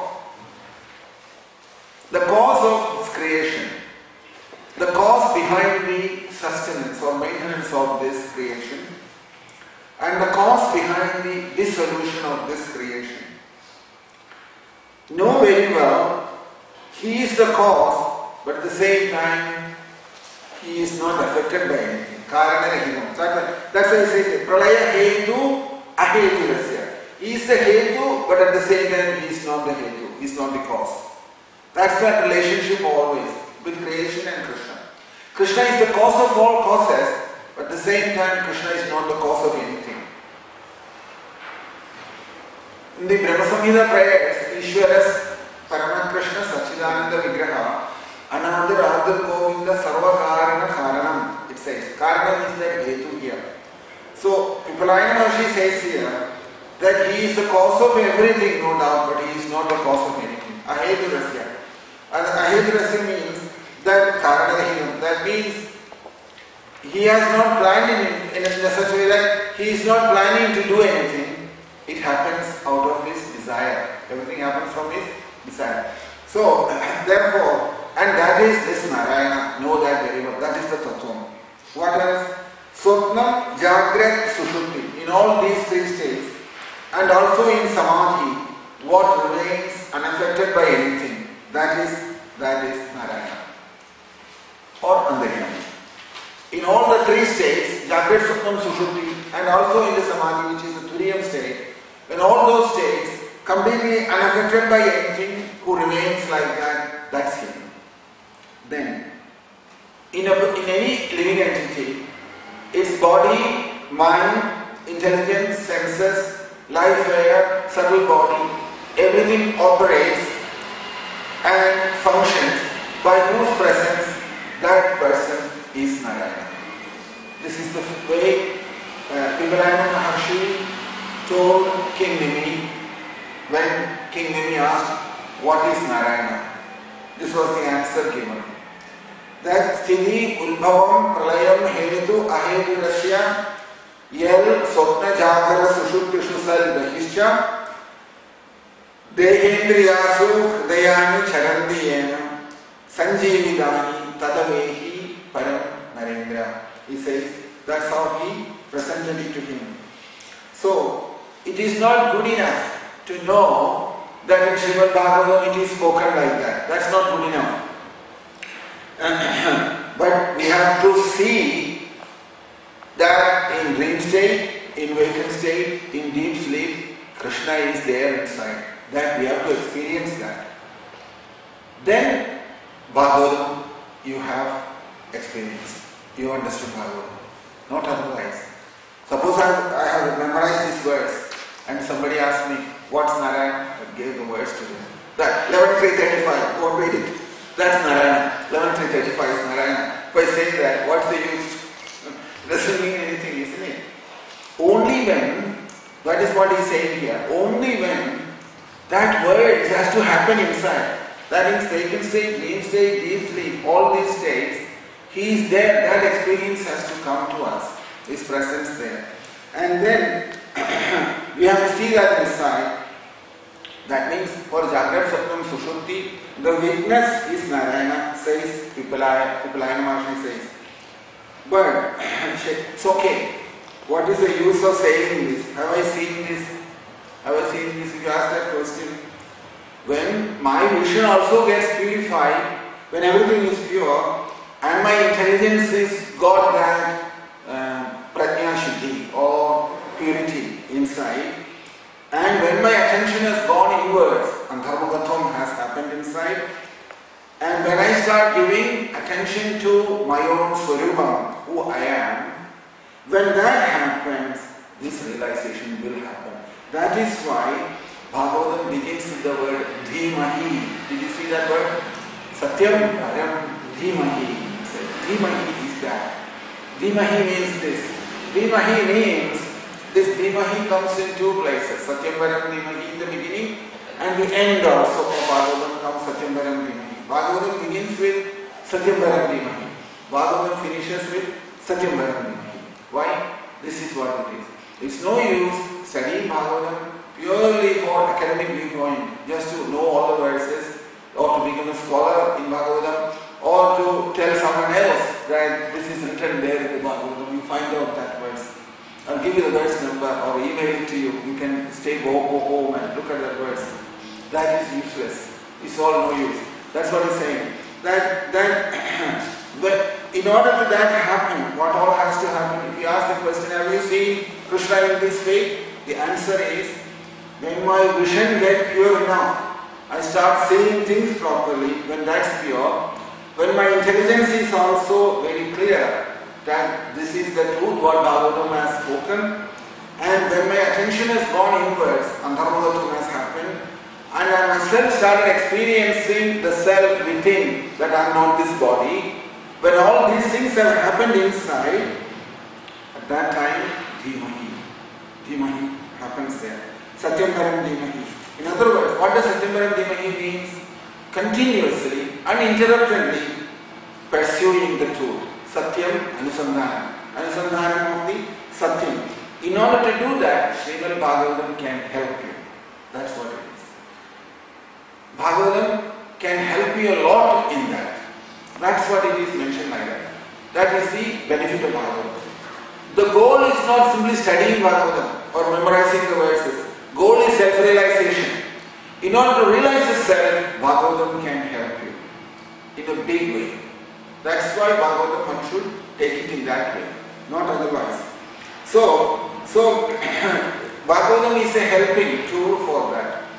But Anusandhanam, that pursuing the truth, has to happen inside. That means constantly reading Srimad Bhagavatam and reflection of the things what's spoken in the Bhagavatam is absolutely essential. Otherwise it's going to be very long haul. It's going to be very, very long haul. You may keep on, like some people, if you ask them, they'll say to you, we have at least heard Bhagavatam 1,000 times or 2,000 times from so many people.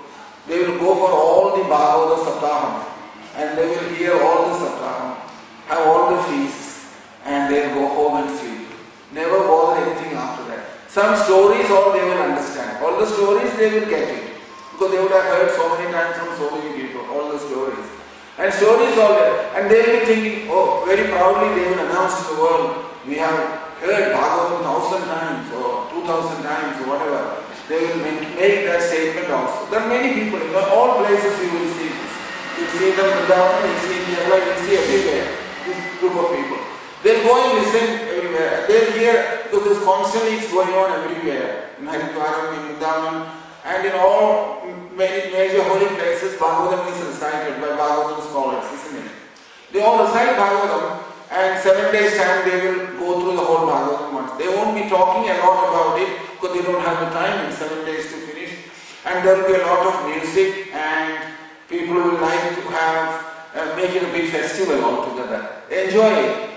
And very nice music will be there. They sing well, good kirtan. They'll have a certain amount of time. They will speak 5 or 10 minutes, and then there will be a continuous kirtan for about an hour or so to keep people interested. Otherwise, people, if you speak Bhagavatam, nobody will be interested. All will be gone. They won't sit there. So, in order to keep people interested, the Bhagavatas do these things. They make it a concert, entertainment, and then very wonderful arrangement for prasadam, and people will have a nice prasadam. And like this, it becomes a 7-day festival for everyone. And they must have done this many times in life, not once. But ultimately nothing has happened. All they know is the story. Here and there, some story they would have captured. But Bhagavatam is not only story. This is the point. If you take all these instructions in the Bhagavatam seriously and reflect on it very well, and with that background, if you daily read Bhagavatam, you will eventually notice that Bhagavatam itself will start showing its real color to us. That he will take our attention inwards, and we will experience that in our own life. It has to happen one day. That this realization, what Bhagavatam is talking about, has to happen within each one of us. That's the purpose behind it. That is how Bhagavatam is presented, and that's what has happened to Parikshit also when Shiva Brahmashi spoke to him. But that follow-up has to happen inside, not in the book. Follow-up has to happen inside. Anusandhana. So, just hearing Bhagavatam is not enough. Mananam, Nididhyasanam, everything is necessary. Mananam means the truth what is spoken in the Bhagavatam, holding on to that truth and reflecting on that. And after Mananam, and for that purpose, that has to be done alone. It cannot be done in the assembly of many people. You can hear Bhagavatam in the assembly of so many people. That's good. But the message, you have to do it on your own. Only then it will work. On your own, you have to sit alone and then reflect on it.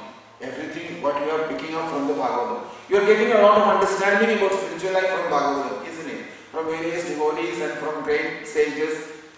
Krishna also directly instructing Uddhava. Lot of principles spoken there. All that things we have to alone in solitude. You have to follow up with that, pursue that. That is called Anusandhana.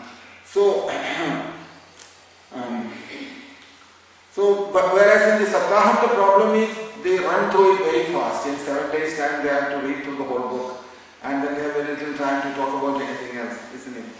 So therefore the best way to read Bhagavatam is to read little by little. 1 chapter, 2 chapter like this. Whatever time one can find for that, read through that Bhagavatam in that way, and take that what is spoken in there for Anusandhanam or Mananam. It has to be taken in that way.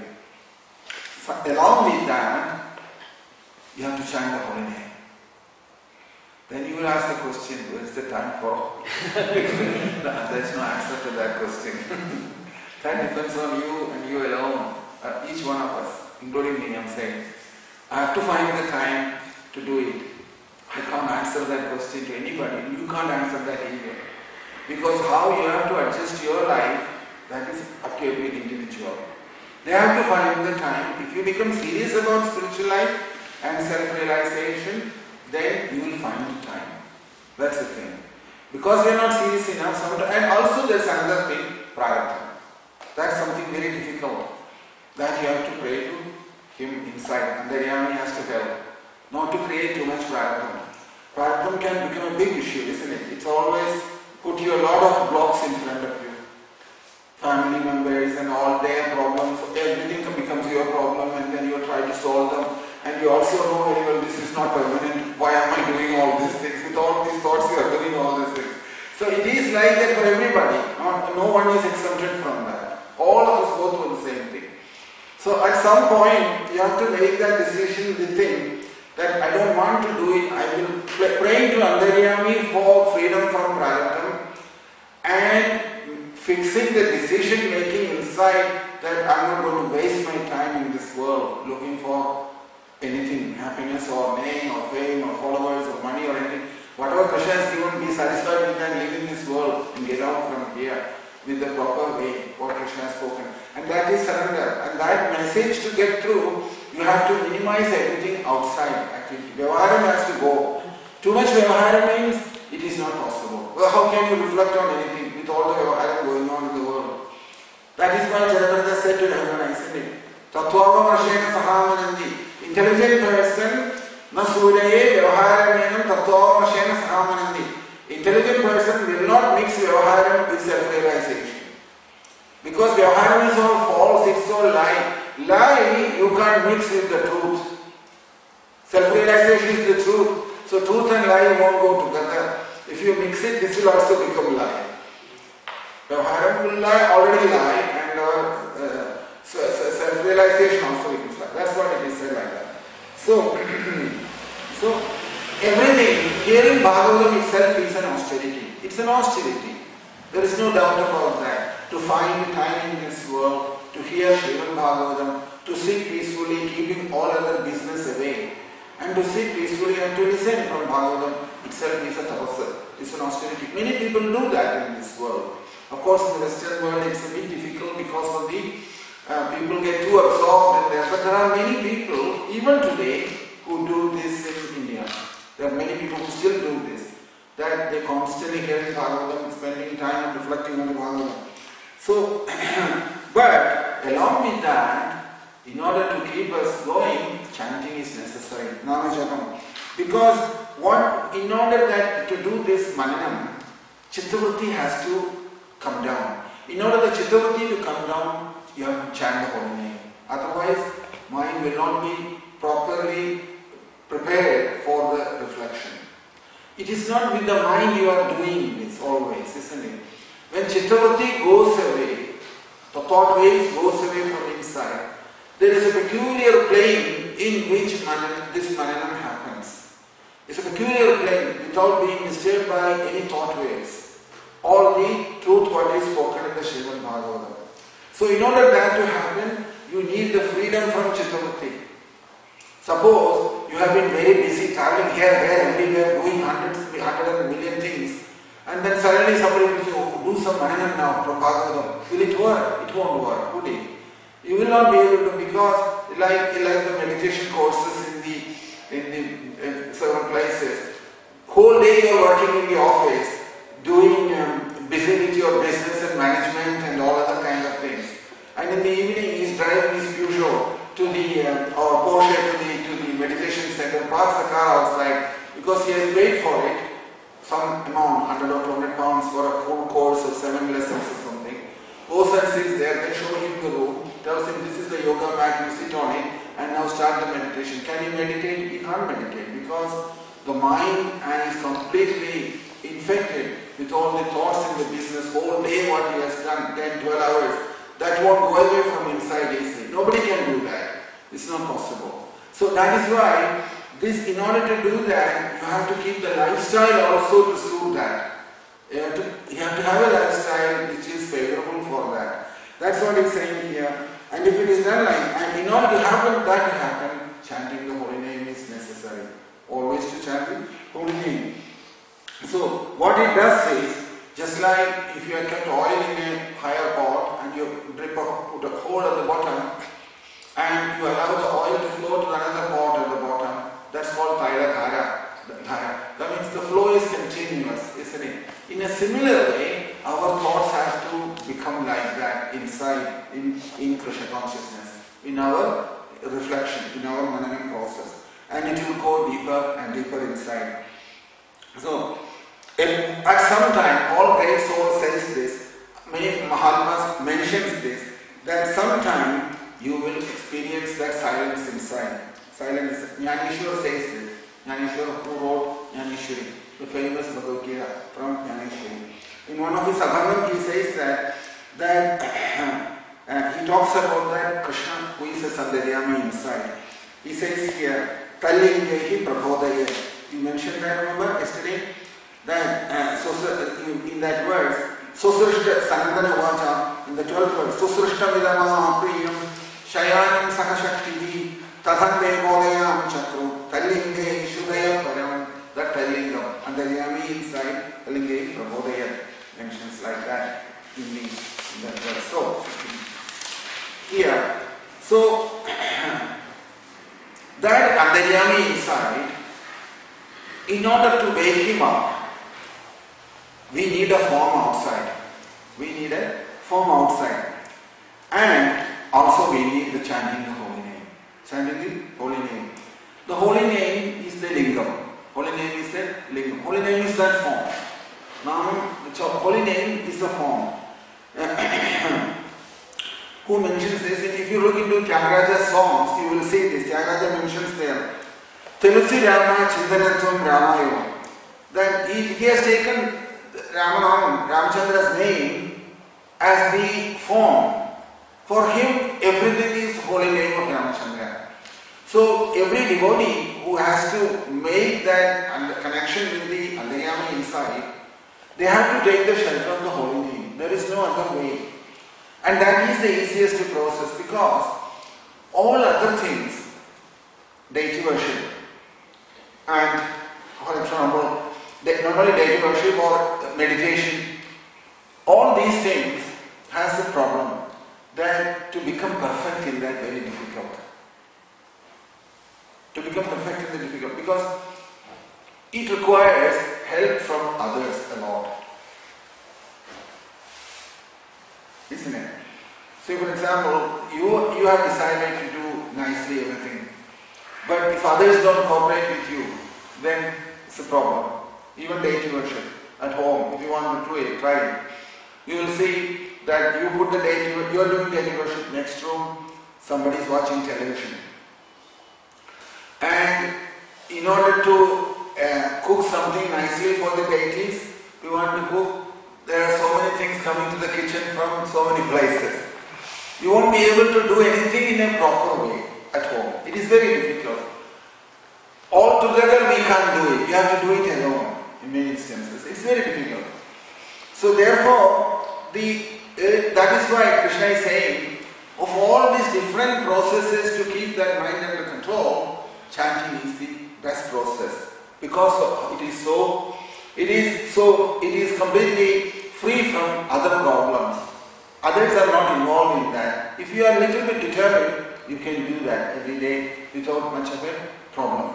So therefore the chanting process is mentioned. Ramachandra, he mentions there that when he is chanting the holy name, Tyagaraja says there, Ramachandra's name, he says here that this holy name and Brahman is not different. It's not different. So whatever bhavam or mood what you have towards the holy name, and you will stay in that state. Suppose you have realized that you started always taken on board that this holy name is not different from Krishna. And if you start like that, if you chant the holy name, eventually what will happen is that holy name alone will take you to the finally to that Swaswarupam inside as Antaryami, and that knowing very well that Antaryami inside who is present is my Swarupam, and that Swarupam is the soul. Knowing this, you have to chant. You have to chant knowing that. That while chanting you have to remember this. Antaryami inside is present inside, and that is my Swarupam. Swarupam means my form, identity, is that Antaryami inside.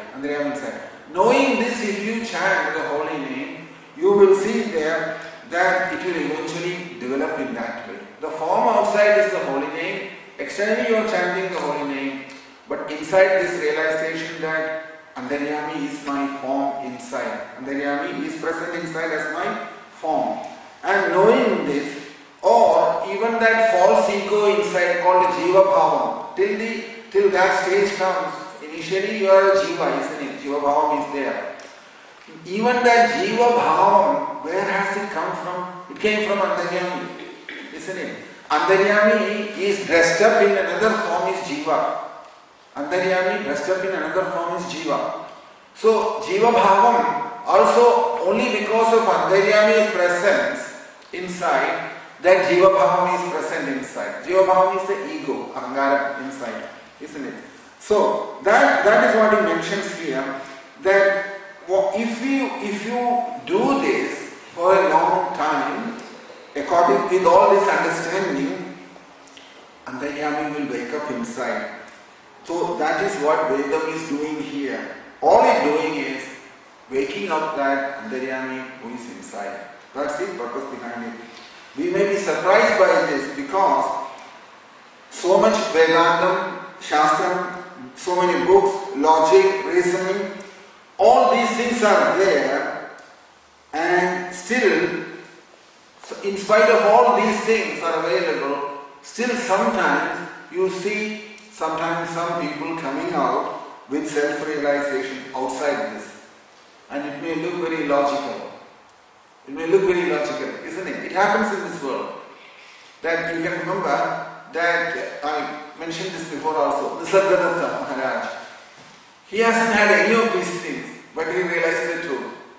Eventually he came out like that. That can also happen. That can also happen. But it's not, what I'm saying is, it's not that completely everything is based on logic. Many great devotees, jnanis, yogis have come like that. Kabir was another example. Kabir hasn't had any of these things, isn't it? Because he was born in a Muslim family, he had no opportunity to have any of these things. Education in this way, like Shastram is talking about. But due to previous vasana from previous life, that followed him. And eventually what happened to him was, he strongly believed that he needed the mercy of the Guru, whom he spoke as Ramananda, Swami Ramananda, who came in the Sri Vaishnava Sampradaya, Ramanuja Jainist tradition. And he went and asked for initiation from him. But the people around Swami Ramananda won't allow him even to get closer to him. Because by profession he was a weaver, made clothes and all that. And those days it was like that, lower caste, they were looked upon, down upon. And they told him that you do your work, what you are doing at home, that's enough. You don't need to take any instructions from the spiritual master and all that, you don't need all that, they send him back, like that. So eventually Kabir decided that he noticed that every morning in the early hours, Ramananda comes to bathe in the Manikarnika Ghatam in Benares. So what he did one day, that he went and was lying down in one of the steps, where every day Ramananda, Swami Ramananda used to pass through that. So on that particular, there was no light, unlike these days, electricity and lights, nothing was there in the dark, everybody walked in the night. So early hours in the morning, Swami Ramananda came that way, and while coming down the steps, he put his feet on Kabir, unknowingly. And as soon as he put his feet on, Ramananda realized that he's put his feet on somebody. Immediately he chanted the holy name, Rama Rama, he chanted. And Kabir took that as his initiation from that day. He apologized to Ramananda that I needed your mercy somehow badly, and Ramananda blessed him. And then that's the only thing they had association. After that finished, initiation was over. And then from then on, Kabir has chanted the holy name like Tyagaraja did, Ramchandra's name, rest of his life, and became very famous as a devotee, isn't it? So, if it is all these Upanishads, Shastram, Vedam, and all the other Acharyas, and they have given so much, with all this going on like this, sometimes this also happens. Self-realization is an amazing thing like that. But one thing what you will know is, when Kabir realized all these things, and when he spoke all the Doha, everything what he wrote it down, which was later on available in it's not a pure Hindi either, it is a very strange language, the Doha is written. All that what is written is what is in the Upanishad. So therefore, without any reservation, you can accept that, what he has said. It is also the Upanishad. Because everything what he has written down, is all Upanishad's knowledge as his realization. So therefore it is acceptable. So Kabir's story is very famous in that state. What I'm saying is that it is not that after going through all these things only one, that is for general class of people. But exclusions are always there. Ramananda, Nisargadatta, Kabir, Nisargadatta, and there are many others like that you will come to know. They have not studied anything. No Shastra, no Guru, nothing. But maybe in the previous lifetimes they must have gone very high.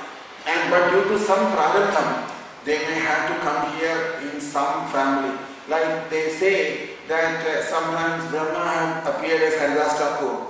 They say like that, isn't it? So it is some prarabdham, that is why he had to come here and take a body in a situation like that. But then very soon they will go back and realize the truth and they will go back again. So that also will happen. But the interesting thing is that after realization, whatever they have spoken, generally it will always be in compliance with what the Upanishads have spoken. So we'll stop there today. Continue tomorrow. All glory to Srila Prabhupada.